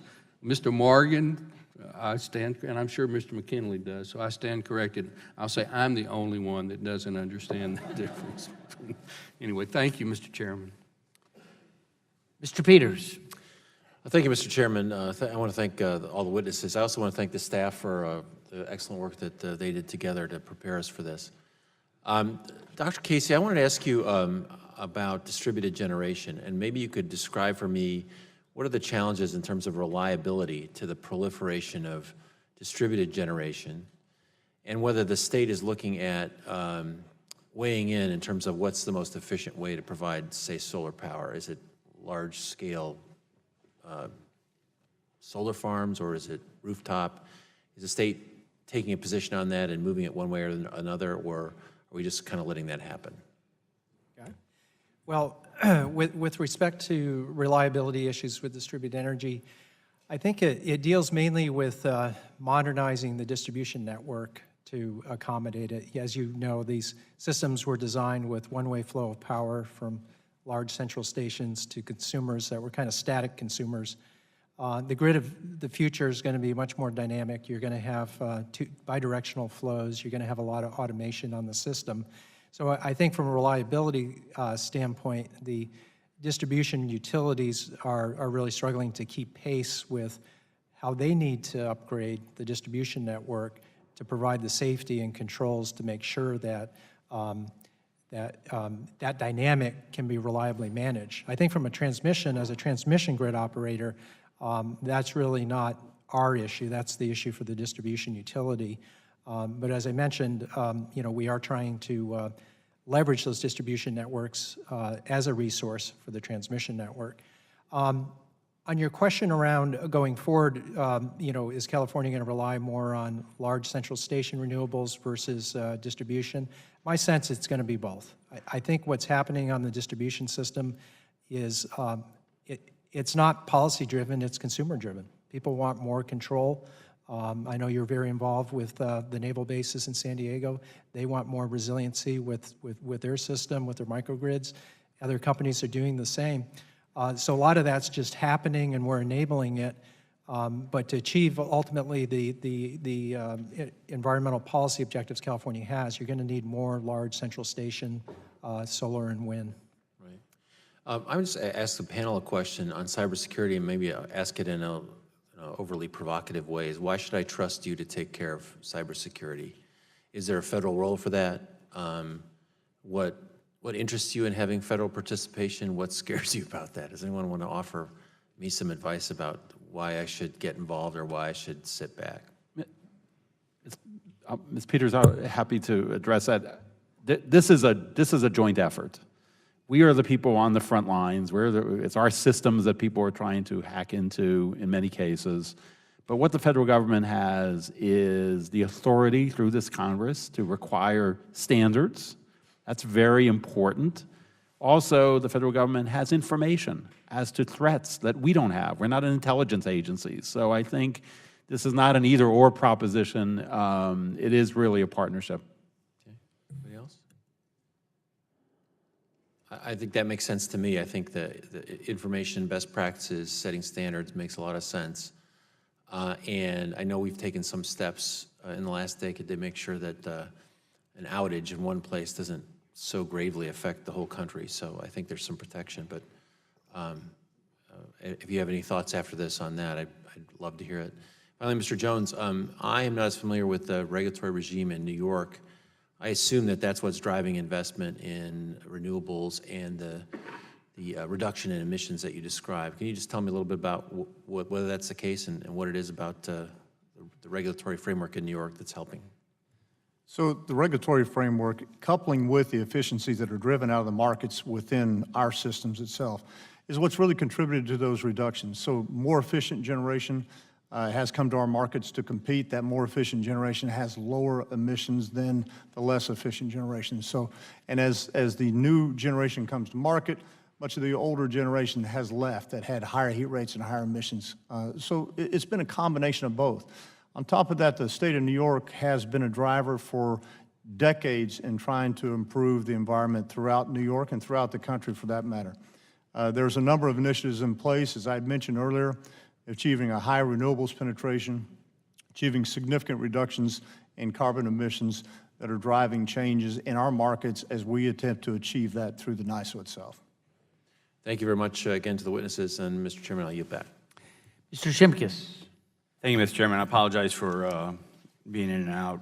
Members do that all the time, especially when you have competing hearings and other legislation you're working on. It's an area that I love to talk about, and it's evolving, and you all are managing a system that I think FERC was here. I mentioned to some of you who came to visit my office, FERC was here a year or two ago, and they basically said, you know, the Federal Power Act has not been rewritten. It's been vague enough for us to evolve over time. So for that, I want to thank Mr. Glazier and Mr. Doing for visiting the office, and Mr. Brown, I'm sorry you got Mike Ross with you. You seem to be successful even with him there. So we'll keep cheering on you. And a pharmacist dealing in electrons. So, Mr. Glazier, in the last hearing of maybe last week, and we talked about a little bit self-supply debate and issue. Can you talk about that from the aspect of our munis and our co-ops, and especially in the MISO generating area and then the PJM area? This is an Illinois kind of specific issue. Can you just talk about if you were asked, do you allow self-supply, what would your answer be? Thank you for the question. And you may have been out when I said it. Not only do we allow self-supply, in fact, I think I showed some examples. These are some power plants that, in fact, are self-supplying. My apologies for not No, I understand that. Just so you're aware, I actually brought pictures of plants that actually today are exactly doing that. The particular situation with regard to the IMEA. Well, as long as you've addressed it, I'm good. I mean, okay. I don't, Yeah. The short answer is I was a little concerned about the panel because there was this impression on the last panel that there's some rule against self-supply. And as I tried to show, absolutely, we have self-supply today. We've shaken hands with the public power entities and worked out those arrangements. So it is happening today as we speak, and we have no intention of changing that. Thank you. I want to really dovetail a little bit on Joe Barton's question, because that line also goes through southern Illinois, and it's really more of a siding fight versus, and I think the AC and the DC argument is really kind of the critical debate of what can be used locally versus what's being used, because the local landowners, and in essence, eminent domain fights are like, we're not seeing it, and they're just forcing their way through. And I always can blame the Public Utility Commission of Illinois and FERC without taking direct responsibility for that. But it is a difficult process that makes you wonder if public policy needs to be involved somehow and in addressing, well, Mr. Glazier, we were talking about this yesterday, when you look at the maps, and Mr. Doing, you look at the maps, sometimes your RTO area, the ISO areas look like political gerrymandering to some extent. And that's not positive. That's a really negative comment, and sometimes because of the engineering aspects, they make more sense than just a visual, but that's why we grapple with this. That's why I'm glad the chairman has these hearings. Not a question, I guess, just a comment. I want to also raise to Mr. Jones, you're with the New York ISO. So it just popped in my mind, and I got a new legislative staffer who wasn't here, but I raised a couple years ago a concern of my alma mater, which is West Point, and their ability to get a new, some additional transmission into the academy. And I think I had a meeting or two after that. I don't know the status of that, and I can ask them. I was on the board of visitors at that time, which is the responsibility of that board is to kind of take a look at the academy and see if it's accomplishing its mission, is training our young men and women to be the best leaders of our other young men and women. But also part of that is facilities and the ability of them to have the opportunity to, with the electricity and their needs. So if you would have some people go back and check that on my behalf, I would appreciate it. Be happy to. No other questions. Again, I apologize for not being here. I yield back my time. Mr. Doyle. Thank you, Mr. Chairman. Thank you, all the panelists. Mr. Glazier, I want to ask you about PJM's report on the evolving resource mix and system reliability.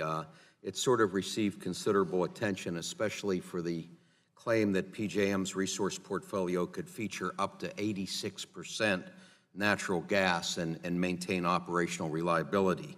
I note also in the report, though, that you acknowledge that this hypothetical resource portfolio raises questions about electric system resilience, and additional risks were not captured in the analysis, including gas deliverability during polar vortex type conditions, and to go on to include uncertainties associated with economics and public policy.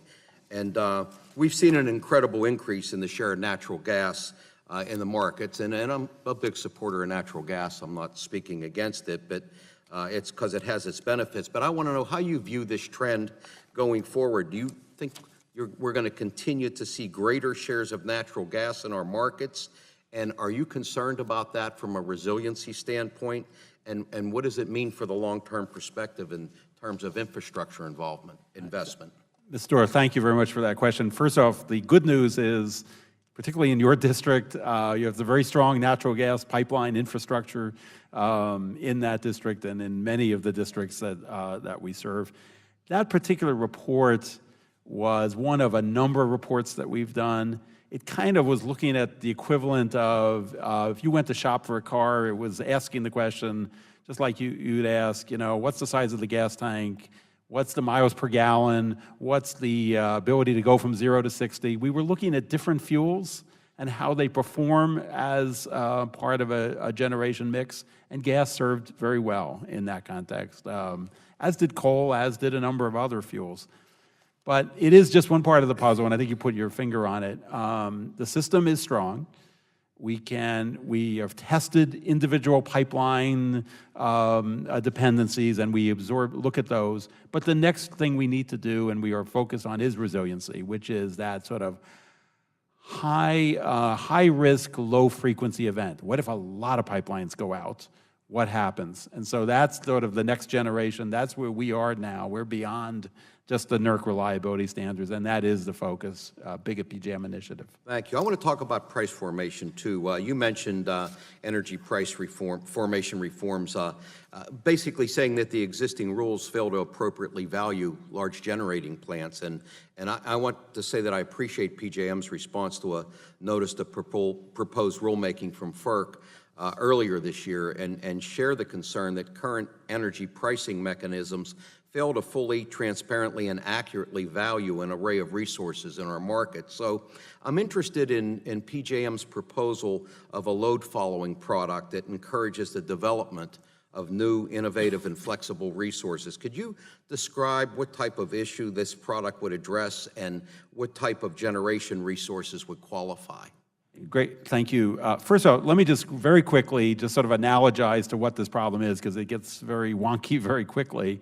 But imagine you're going to the supermarket. You want to get a can of beans. You want to make sure that that can of beans, the price you're paying for that is reflected right there on the shelf. You know what you're buying. And because of some ways that the way price formation has happened, actually what happens is you can see an artificially low price, then you get to the checkout counter and suddenly there's an add-on price you never knew about. That's not a great system, so we need to find ways to both price that so you know what you're buying, and frankly the manufacturer can keep making the beans, if you will. So that's one aspect of our price formation. The second aspect is this load following product. Who can benefit from this? Wind technology, energy storage, batteries, anybody that can be flexible. It's a way to reward them directly. And so we are beginning those discussions with FERC. I think it can be very promising for new technology. Great, and I want to ask you this question, and the rest of the panel too. You know, Congress is looking at, I don't know if we're looking at it as we speak, but there's a lot of talk about passing a carbon tax. And I'm curious, would PJM have any issue in implementing this policy? Do you think reliability or resilience would suffer if, given the fact if you were given adequate time to adopt it? What are your thoughts if we were to enact the carbon? Again, the market's a blender. This would be an ingredient, and we could easily absorb that into the market, and it would be reflected in the prices that people pay. Obviously, we continue to ensure the system's reliable, but it would work, and the market actually is adaptable to that kind of proposal. Okay, just on the line real quick, yes or no, would you be able to, do you think resiliency or reliability would be affected, or could you adapt to it? Well, in the case of California, we It's already... going to be just a yes or no as time's expired, so just answer his question yes or no as he asked. It could be accommodated, yes. Yes. Yes. Yes, but not the preferable way. Yes. Okay, and Mr. Chairman, thank you, and I just want to say hello to my friend Mike Ross, a former member and colleague of ours and a great member of the Energy and Commerce Committee, regardless of what Shimka says. Yeah, he was indeed a very good member and still remains a friend. Mr. McKinley. Thank you, Mr. Chairman. And Mr. Glazier, I think I'm going to direct most of my comments to you with PJM. I appreciate your using Longview as one of your models, but you're well aware that the current regulations in this country prevent us from building another Longview 2. Well aware of that, yes. So why I think it's so important that we better, if we're serious about developing base load, we have to be able to take that into consideration, how we're going to be able to replicate the success that occurred at Longview. And it is a success story, I agree. Yeah, absolutely it is. And I had the pleasure with the Secretary Perry there touring the plant just a few weeks ago. And then he went over to Nettle to look at their some of the fossil fuel research facilities and what's underway on that. So just for the record, we can't do what you want us to do. Secondly is that you said in your testimony you want to keep prices low. That was one thing you said in your you're helping to try to keep prices low. But yet we have perhaps conflict, and maybe you can help clarify that in keeping prices low. West Virginia now has lost its stature of being number 2 in lowest cost energy production, energy costs, to now to 26th just in 10 years. Pennsylvania and Ohio are also in that 25 to 28 range on that. So I don't think that our utility rates in the PJM market are particularly low. Do you want to comment about that? Mr. McKinley, I think it's not a question of are they, first of all, we don't see our mission keeping them low as much as making sure the prices are right, that they're sending the correct price signals for new investment, just like we just talked about for future Longview, That's really the goal, is to make sure the prices are fair and right, attract investment. Then at the same time, I support the chairman's mission for nuclear facilities. For example, in Illinois, we know that the state's going to subsidize, or has already started to subsidize, their rates for nuclear. But when they bid into the PJM market, that means that they have a competitive advantage over coal and gas-fired in the east. You want to respond to that? Well, that is exactly the concern with sort of just a state sort of subsidizing a plant, because it has the effect of crowding out other plants in the state like West Virginia that didn't adopt that particular policy, because you don't have any nuclear plants in West Virginia. So you're absolutely right. It is a concern. That's why we're looking at some mechanisms to... So you're trying to develop something that does that? We're trying to do something that prevents the harm, if you will, of the Illinois doing something that hurts West Virginia coal plants. Should regulators be rewarding baseload production? And should they be rewarding lowering carbon emissions as part of their rate base? Yeah, one of the problems, and I'm a former regulator, one of the problems in this whole area, if you start picking winners and losers, inevitably, as a regulator, we got it wrong.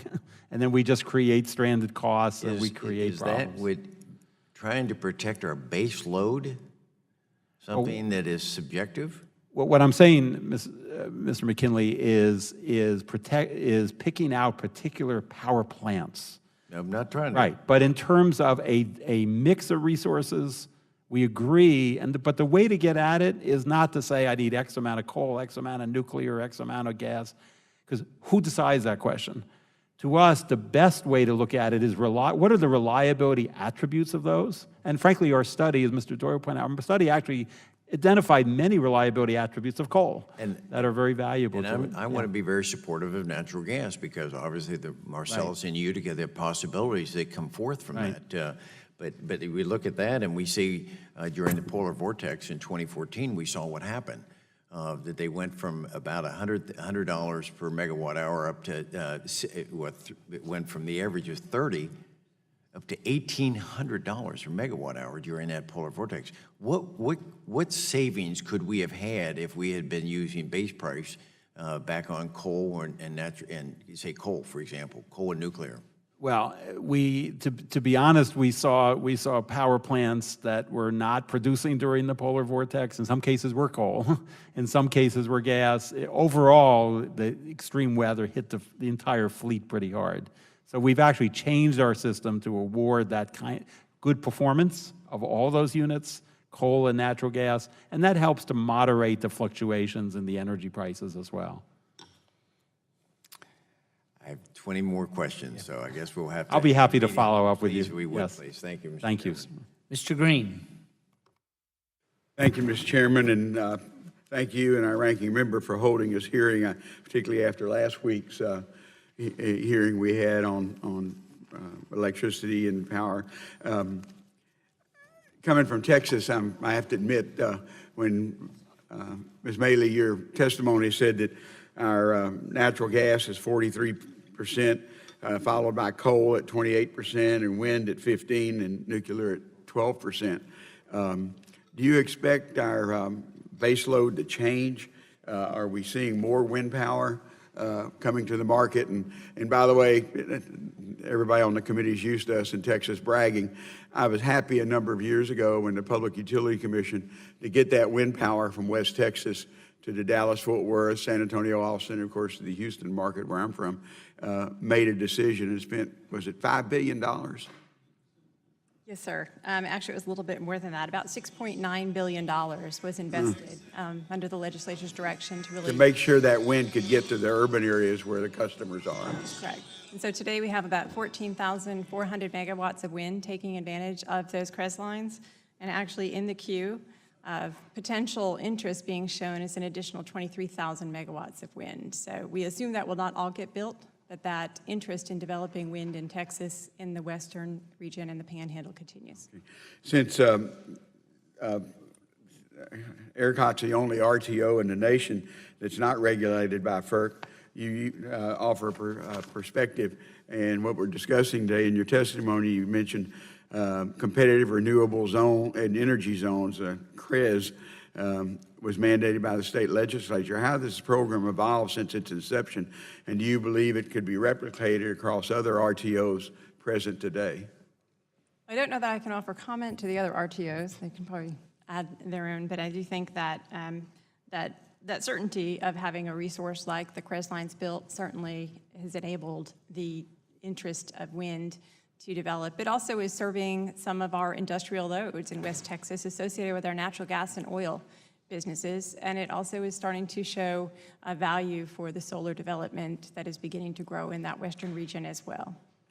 What are ERCOT's projections for the incorporation of large-scale solar projects, and how the additional solar impact on your current fuel generation mix under ERCOT jurisdiction? Today we have just over 700 megawatts of utility-scale solar installed in ERCOT. As we look down the road at what is in the queue for development, we're seeing significant interest in solar. It's in the thousands of megawatts over the next several years. When we did our long-term system assessment and really looked out at what resources are likely to be developed in Texas based on the resource that we do have in solar and wind and natural gas and those, that tends to be where the interest is being expressed in the applications that we see for interconnection requests. So we believe that will continue, but just looking at the solar development, we have an expectation of about 850 megawatts in 2018. Over 7,000 megawatts is expressed interest in 2019, and 8,000 megawatts plus the following year. So this is going to be another big resource that can take advantage of those CREZ lines.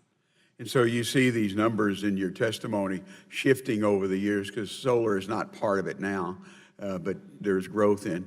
And I go home every weekend, and I love when I drive to South Texas to see grandchildren, starting about north of Corpus with those windmills, and then they skip a little bit of the urban area, but then between King Ranch, from King Ranch to Raymondville almost, in the South Texas area there, that is it potential for any offshore? I've heard of offshore wind power also being developed, but again, on the Texas coast, it's all land-based.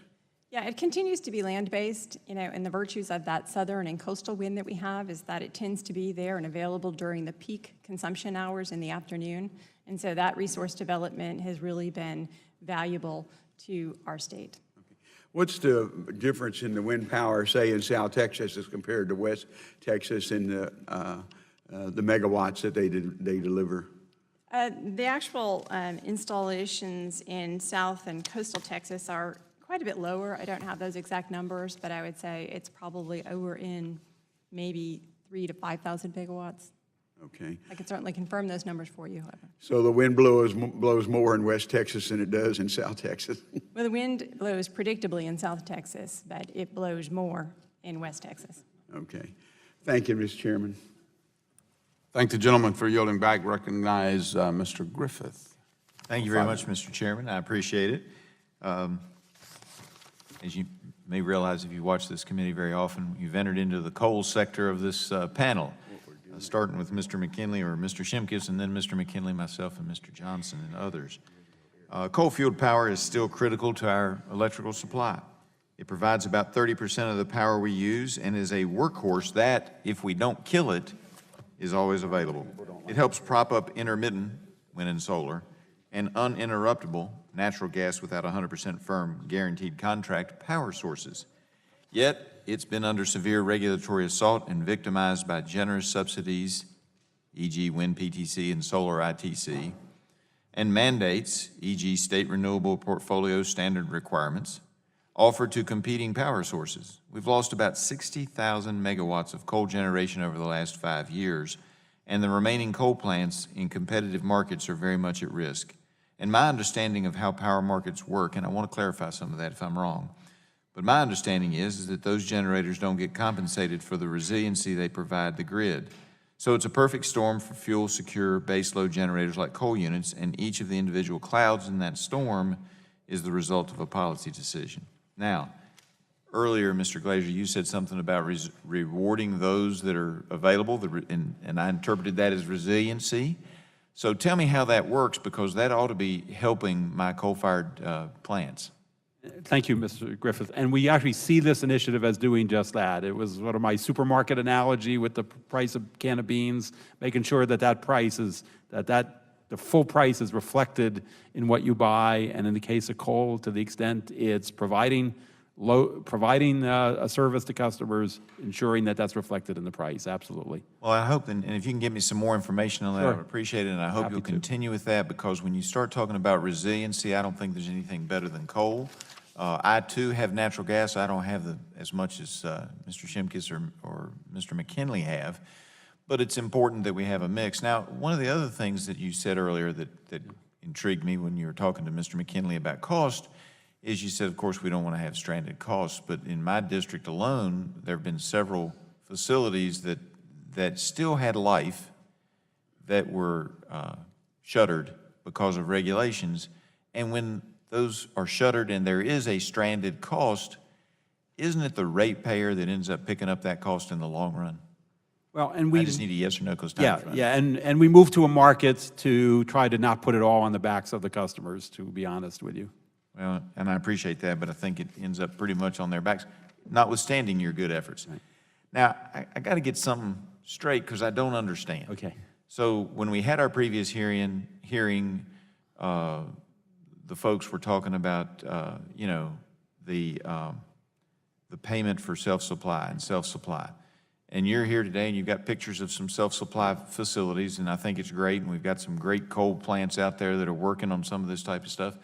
Clearly, there's a disconnect. So I need your help in filling in the gaps. Is it what they get paid if they sell back to the PJM or others? I mean, where's the disconnect? Because I think both sets of witnesses are honest brokers trying to do the best they can, but clearly there's something that doesn't fit. And it's a So fair help me point. understand what I got your position, I got their position, but where's the disconnect? No, that's a fair point. So two things very quickly. One is, I think they were referring to, there's a Court of Appeals decision that puts some uncertainty around around the various rules that we have. Embedded within that was the self-supply exemption we worked out with Public Power. The court didn't overturn that, but it did overturn the rest of it. So there is a little bit of uncertainty going forward, but not for lack of wanting to honor that deal or even FERC wanting to honor that deal. So I think that's really part of what we were talking about. The Public Power says we should just have a totally different model in terms of how we buy capacity. I don't want to take a lot of time, but that's got its own set of problems with it. One of them being there's no price transparency. If everybody can just do bilateral deals, it's like going to the supermarket. There's no prices. You just wait to the checkout line and you have to negotiate what the price is, and you don't know what the person. It just doesn't work very well. So that's I think where the essence of the beef. All right, so, is it something that we ought to resolve? I mean, I personally think it's much better if we let y'all figure it out, but at the same time, if we need to resolve that so that we can guarantee that both the urban markets and the more rural markets are being served and getting a fair rate, I'm happy to wade into that if that's necessary. And we will keep the dialogue going. I think it actually, a large part has been worked out. We got to work out what's the impact of this court decision, and we'll keep you posted on that. Thank you very much, and I yield back. Thank the gentleman for yielding back. Now recognize Mr. Kennedy for 5 minutes. Thank you, Mr. Chairman. Thank you to the witnesses. Thank you to the committee for calling an important hearing. Thank you to Mr. Van Whaley for coming down. Thank you for their time to speak with the New England delegation yesterday and your team as well. I'm going to echo some of the comments of my colleagues. I think first and foremost to say this is a really complex area of a critically important market. And so I think you've seen from folks on this side of the dais anyway, a real effort to understand it. Some obviously do better than others.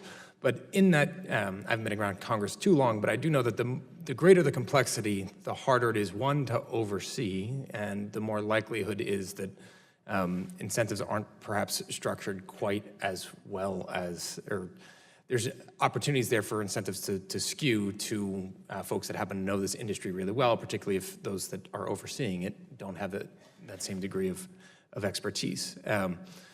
Mr. Van Whaley and I have, and his team has been generous with their time and walking us through some of the challenges that we face in New England, including a conversation yesterday.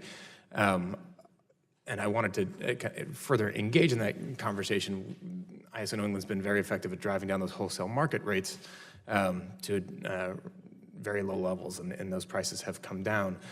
One of the challenges that we face, again, that we talked about yesterday, is that while those wholesale rates are low, those retail rates aren't. And that once the energy comes out from that wholesale marketplace, because of a whole bunch of factors that is not under ISO's control, some of which isn't directly under federal government or Congress's control, all of a sudden the price that the end user gets is not cheap. And that's something that I hear actually from constituents, and particularly as you're trying to bring back a manufacturing industry in the Northeast, when those energy costs start to be a driving factor for their own businesses. And so what's the best way? We ran into some problems here with FERC, obviously in FCA 8, without having a sufficient quorum.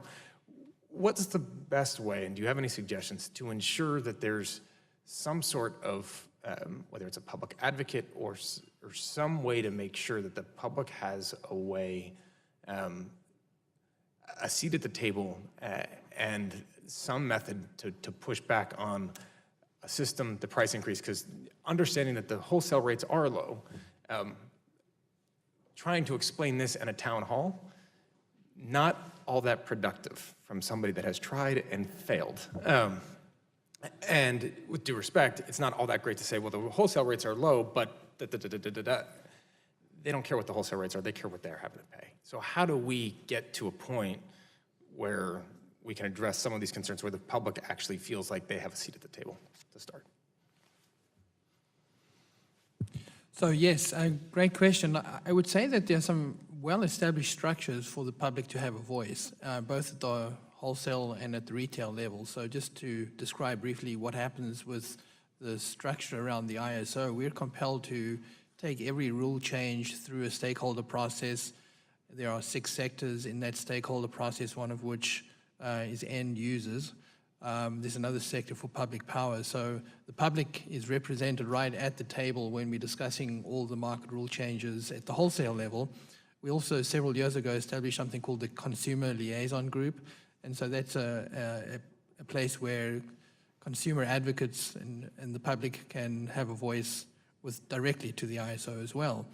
So the states are also represented through their regulatory commissions. Can I push you to get to the retail level, because we've got about a minute left? Okay, and well, so at the retail level, I think you have a similar structure in place around the public utility commissions in each of the 6 states.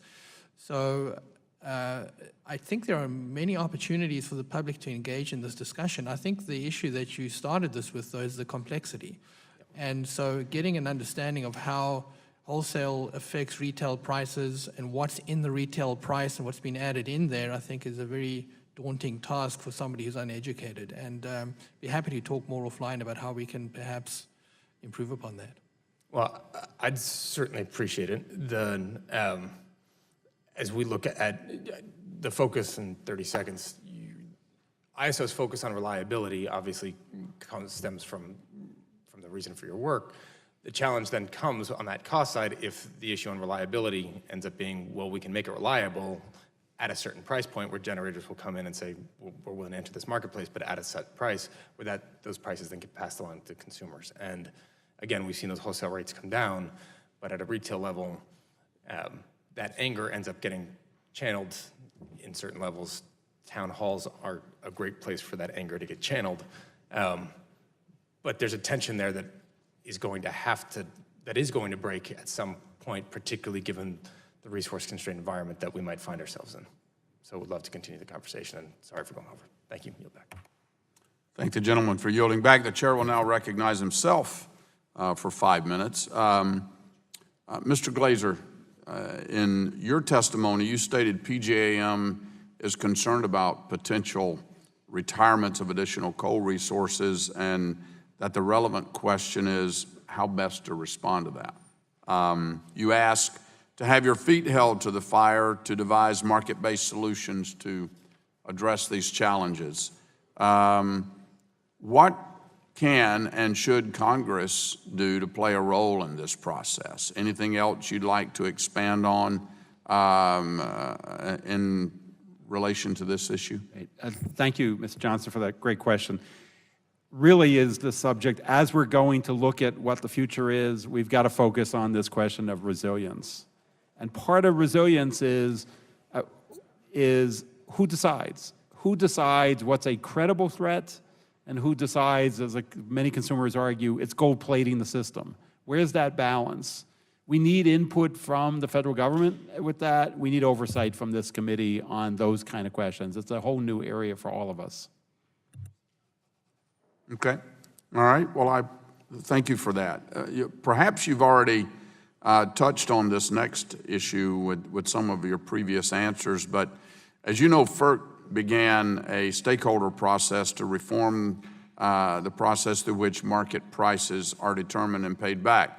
Does PJM believe that these price formation rules have been successful thus far? We think what they've done has been very helpful, but we need to, and we've been frankly pushing on the commission to move on this next level, which is what I talked about before, how we do a load following product, how we focus on these inflexible units that ought to be able to set price, my supermarket example with the can of beans. That's the kind of stuff, frankly, we're asking the new commission when it gets seated to take this to the next level. What they've done been helpful. This is a big issue and might help a lot of those issues that you've raised.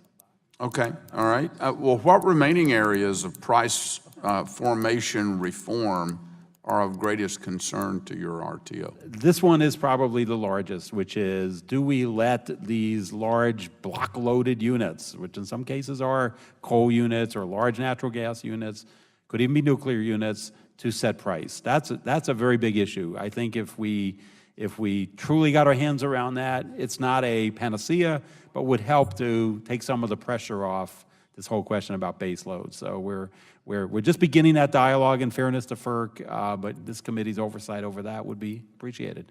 Okay, and you mentioned the word resiliency just a few minutes ago, and you also touched on it in your testimony, a very important topic that's been receiving a lot of increasing attention. So what steps are PJM taking to promote a resilient power grid, especially in the context of extreme events? And great question. We've got we just outlined for our stakeholders literally a complex map of things we're doing. Some of it is just done in the control room, operating the system more conservatively at times when we're seeing issues on pipelines, for example. Some of them are operational. Some of them are these price formation type issues. Some of these are planning. We got some critical transmission substations. How do we make them less critical so that, in fact, if something happens, they don't have this big impact? Those are the kind of things we're looking at. We've got a whole map that we've outlined of those initiatives, which I'll be happy to share with the committee. Okay, great. Well, let it be noted that the interim chairman yielded back over a minute of his time, and yes, I'll recognize Mr. Pallone. Thank you, Mr. Chairman. I have to get to a couple things here. So for the first question, if I could just ask all the panelists to just answer either yes or no. Otherwise, I'm not going to get to the other questions. So the question for everyone, yes or no, is, does your RTO or ISO have a designated body responsible for consumer input or advocacy? Just yes or no. Yes. Yes. Yes. Yes. Yes. I'll answer no to that. You said no, Dr. Casey? Okay. And I'd say yes. Okay, so everyone was a yes except for Dr. Casey. Thank you. All right, so let me move on. This is more specific to my congressional district. In my congressional district, Jersey Central Power and Light, a subsidiary of First Energy, has proposed the Monmouth County Reliability Project, a 10-mile, 230-kilowatt transmission line and substation enhancement project. But a lot of questions have been raised about the necessity of the project for meeting its proposed goal of increasing reliability of the portion of the grid serving Monmouth County. I've raised these myself at public hearings. And this project was recommended by PJM's Transmission Expansion Advisory Committee and approved by its Board of Managers. So Mr. Glazier, assuming you understand what what I asked. If not, I'll repeat it. Critics say that the process for approval of transmission projects lacks transparency, consumer advocate input, and true independent oversight. What can PJM do to address some of those concerns, if you will? Ms. Pallone, I appreciate the question. I do not agree with the premise of it because these meetings are open, the material is published, and we don't just passively do that. We reach out to the consumer advocates. They're very active in our process, to the states as well, the BPU in New Jersey. So people are there. The problem comes in, then you go to a citing process months later, and the public is hearing about it for the first time. So maybe we need to do more, admittedly, to sort of reach out to the public on these things than we do, and that's a fair point that we will talk about to address some of those issues. We're not the citing authority here, but people do need to understand what the need is, and there probably is more we could do, to be honest. So what you're saying to me is that it's not, you believe that there is opportunity for consumer input and oversight, but the problem is they just may not be aware of what those opportunities are. Right, and in fairness, we need to do more in that area. All right, well, I appreciate that, and if we can work together on thinking about better ways of doing that, I certainly appreciate it. I just wanted to say, I understand the need to prepare so there's enough electricity generation to cover the needs of the market, but I also worry that drastically overestimating load forecasts on a regular basis can lead to unnecessary build-out that ultimately has to be paid for by the ratepayers. And to that point, summer peak load forecasts for PJM's annual reliability planning have been consistently and significantly overestimated for the past 8 years, even as the actual use of electricity in my state has declined. So some projects that have been approved by PJM and have been constructed based on these, what I consider overly optimistic forecasts, have resulted in underutilized transmission lines. So, Mr. Glazier, what checks and balances are in place to encourage PJM not to over-exaggerate forecasts? Thank you for the question. This is a Gordian knot, because if you overestimate, consumers would pay too much. If you underestimate, you could run short and then be in a serious reliability problem. So it is a Gordian knot to find the right mix. It's been very tough over the past couple of years, not an excuse, but a reality, because we've seen the economy, the impacts of the recession, and we've seen energy efficiency. As the economy picks up, we're not seeing the load picking up, which is showing us that maybe there's some permanent energy efficiency changes, which are then affecting the load forecast. But it's kind of a difficult area to ping it exactly right, but we are trying to work very hard on getting this more sophisticated. All right, let me just throw in one more thing. What can PJM do, in your opinion, to minimize transmission projects that are approved, built, and then underutilized, resulting in unnecessary high costs to ratepayers? Is there any recommendation you would have? We generally don't have a problem of underutilized transmission lines. They're pretty utilized at this point. As I talked about with Mr. Shimkus, we've got a situation where I can't get power into Chicago because the system is too tight. So generally, they're well utilized once they're built.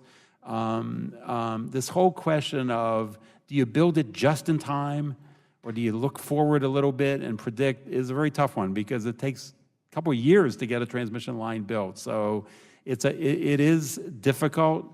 We are trying to, if anything, we've canceled a whole bunch of transmission lines in response to, let's not overbuild the system. Sometimes I worry maybe we cancel too many, but in fact, we've canceled a bunch of lines. So we've tried to be responsive to the changing needs of the system, very much so. You don't have any suggestions about trying to minimize that problem? The way we do it is to continuously question. You could answer that quickly, Mr. Glazier. Time is to continuously question what we've done, to look at it year by year, and cancel projects we don't need any longer.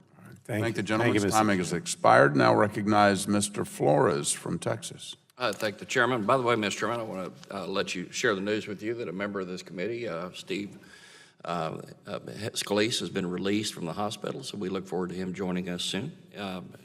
Prayers for his continued recovery. I have a couple of micro questions, just because I'm a little bit of a nerd on some of these things, and then I want to come back out to the macro. Just checking my home solar system, we're producing about 86% of my daily needs. Right now, we'll go up to about 130%, maybe less, because my wife's home with the thermostats under her sole control. In any event, Ms. Whaley, this raises sort of an issue. Do you have an idea in ERCOT how much distributed power is behind the meter, like what I'm doing? Do we have a way to measure that? That is something that we're currently discussing with our stakeholders, and we recognize that as an important thing for us to keep our eyes on.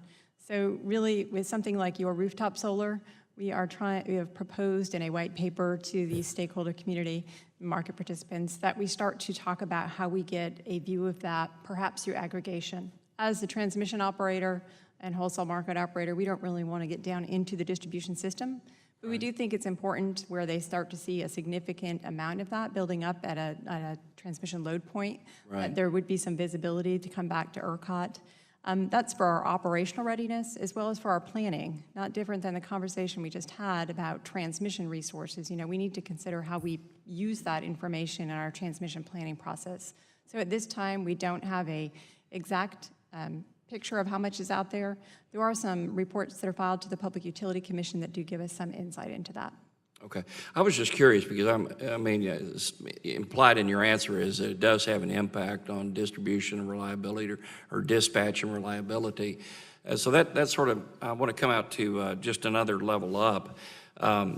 In Texas, because of the tax credits for certain types of power, we've had negative pricing enter into the market, and so that seems to be disruptive to being able to dispatch with transparency and reliability.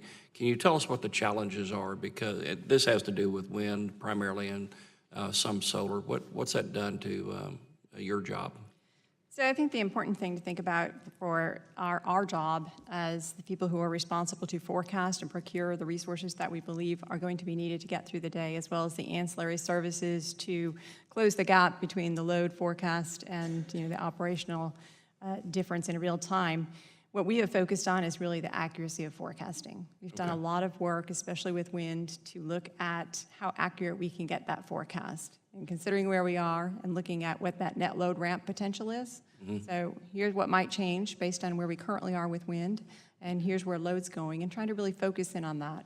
We've actually added a new operating desk in our control room. It's been in place now for about 8 months, and some of their primary responsibilities are really looking at that, looking closely at forecast. We use some pretty sophisticated software to do both our load forecasting and monitoring our wind. In addition to that, they are looking at, what's the inertia on the grid as we have this changing resource mix. Well, that takes us to the next area I wanted to go, and I'd welcome comments from any of you on this, and I'll start with Ms. Whaley. We've got the challenges in managing base load and also renewables, which are by the way they're structured intermittent. Recently in Australia, there was an incident that was weather-related that caused their wind resources to drop offline in Southeast Australia, and putting 1.7 million people in the dark. And they really hadn't factored in that type of event, and so they didn't have enough base load ready, enough inertia, if you will, to be able to back the system up and bring people back online. What are each of you doing about that particular issue? And I've only got about 49 seconds. We'll start with you, Mr. Glazier. This is one of those resilience issues. It deals with things like black start to be able to, resilience isn't just preventing things, but restoring the system rapidly. Those are some of the things that we're digging into. Okay. Dr. Casey? A couple of things. One, carrying reserves to make sure when that happens, we have backup facilities that can step in. And secondly, making sure the inverter technologies or these new technologies can ride through events on the system. It's a relatively new technology. We're learning as we go, but we're discovering issues and we're working to fix it. Let me just quickly through the rest of you. Are each of you familiar with this incident and are learning from this incident? Okay. Thank you. I used up all my time. Thank you. I yield back, and I'll submit additional questions for the record. Thank the gentleman for yielding back, and recognize now Mr. Tonko for 5 minutes. Thank you, Mr. Chair. Because of a conflict, I apologize for missing the beginning of the hearing and for hitting any topics that may have already been covered. And I thank all of you for participating this morning. It's a wealth of talent to have at the table. And if I might do my hometown or home state shout out to Mr. Jones, thank you for being here and for all of the great work that you do to guarantee grid reliability throughout my home state of New York, and for your work to keep our state on the cutting edge of our nation's energy transformation. So we're very happy with the results. New York has launched a number of ambitious state policies, including environmental and fuel diversity goals, the Reforming the Energy Vision, the REV concept, and clean energy standards are keeping the state at the forefront of our changing energy system. NISO clearly benefits from dealing with a single state government, so there are not competing state interests or goals to balance. Mr. Jones, based on your testimony, it sounds like RTOs can play a role in achieving state policy goals. How has NISO been involved in New York's REV initiative? Thank you, Mr. Tonko. REV initiative is primarily directed at animating our customers in a way that the customers can participate in both the retail and the wholesale markets. From NISO's perspective, we've gotten engaged on that issue in that we launched last fall a DER roadmap. That roadmap provided some clarity to our approach going forward to individuals that are proposing to invest in distributed resources. Those resources now we are bringing into a pilot program. The pilot program is intended for us to develop the types of communications that we will communicate both price and dispatch to these individuals, and the settlement processes to make sure that happens. We hope in a 3-year period to be able to solidify all of the wholesale market interactions. We are currently also working with our distribution companies within the state of New York to assist them in developing their systems. Thank you. And that, obviously, that effort with distributed resources provides great value to the grid. Yes, sir. We see great opportunity to, by animating those customers, to reduce our overall needs for both transmission and new generation resources, which will provide significant value to our customers. Super, thank you. And at the market participants hearing last week, we heard complaints from some witnesses about out-of-market subsidies. Now, New York's ISO recently commissioned a study from the Brattle Group to explore the potential to pursue state environmental and other goals within its market structure. You have suggested that this could incentivize cleaner generation, provide proper price signals in the competitive markets, and help achieve state policy goals. How might that work? Just to put it as simply as I can, the way it would work is that we would charge generators that produce carbon emissions. We would charge them for the value of those carbon emissions. That money then we would return to customers, but because those individuals are being charged for that cost will be reflected into the marketplace, the price. And low carbon emissions resources then would benefit by that higher clearing price. And is there a timeline that you have for considering the possibility of adopting these types of changes? Yes, we are about to launch the Brattle report, or Brattle rather will launch it on our behalf within the next several days. At that point, we'll begin to engage our market participants, as we have been working closely with the PSC, the Public Service Commission of New York, throughout the last several months. We'll engage our market participants. I would hope that in a period of 3 years, we could have that implemented within our markets. Excellent. And your 2017 Power Trends report identifies transmission constraints as a limitation for New York to get clean energy resources to some high-demand areas. We're also seeing this on a larger scale throughout the nation, where renewable resource potential is high in the Midwest. Can you explain how New York's ISO's role in overcoming these constraints is working? It's working quite well. We need to continue to drive the process to improve it and speed the process up. We currently have 2 projects that are well underway, one from western New York to central New York, one project that will take power from central New York down into New York City and Long Island. We see additional needs going forward, and we propose those to the Public Service Commission. They're currently evaluating those. We hope to move those forward very quickly. Thank you. And just for those in the eastern portion of our nation that are here as witnesses, you've created capacity markets. Do you think that the capacity markets are the optimal and least cost means to determine the mix of generation resources that we need to serve our customers? Mr. Glazier? I think, nothing is perfect, but I think they have accomplished the goals of in getting new investments very efficiently, retiring inefficient investments. So I think they are overall working well. Mr. Van Willing, please. Yes, I do think so. And Mr. Jones. Yes, very much so. Thank you. Again, thank you for the work you do. It's so valuable in this given transformation period. So thank you. I yield back, Mr. Chairman. I thank the gentleman for yielding back, and seeing there are no further members wishing to ask questions, I'd like to thank all of our witnesses once again for being here today. In pursuant to committee rules, I'll remind members that they have 10 business days to submit additional questions for the record, and I ask that witnesses submit their response within 10 business days upon receipt of the questions. Without objection, the subcommittee is adjourned.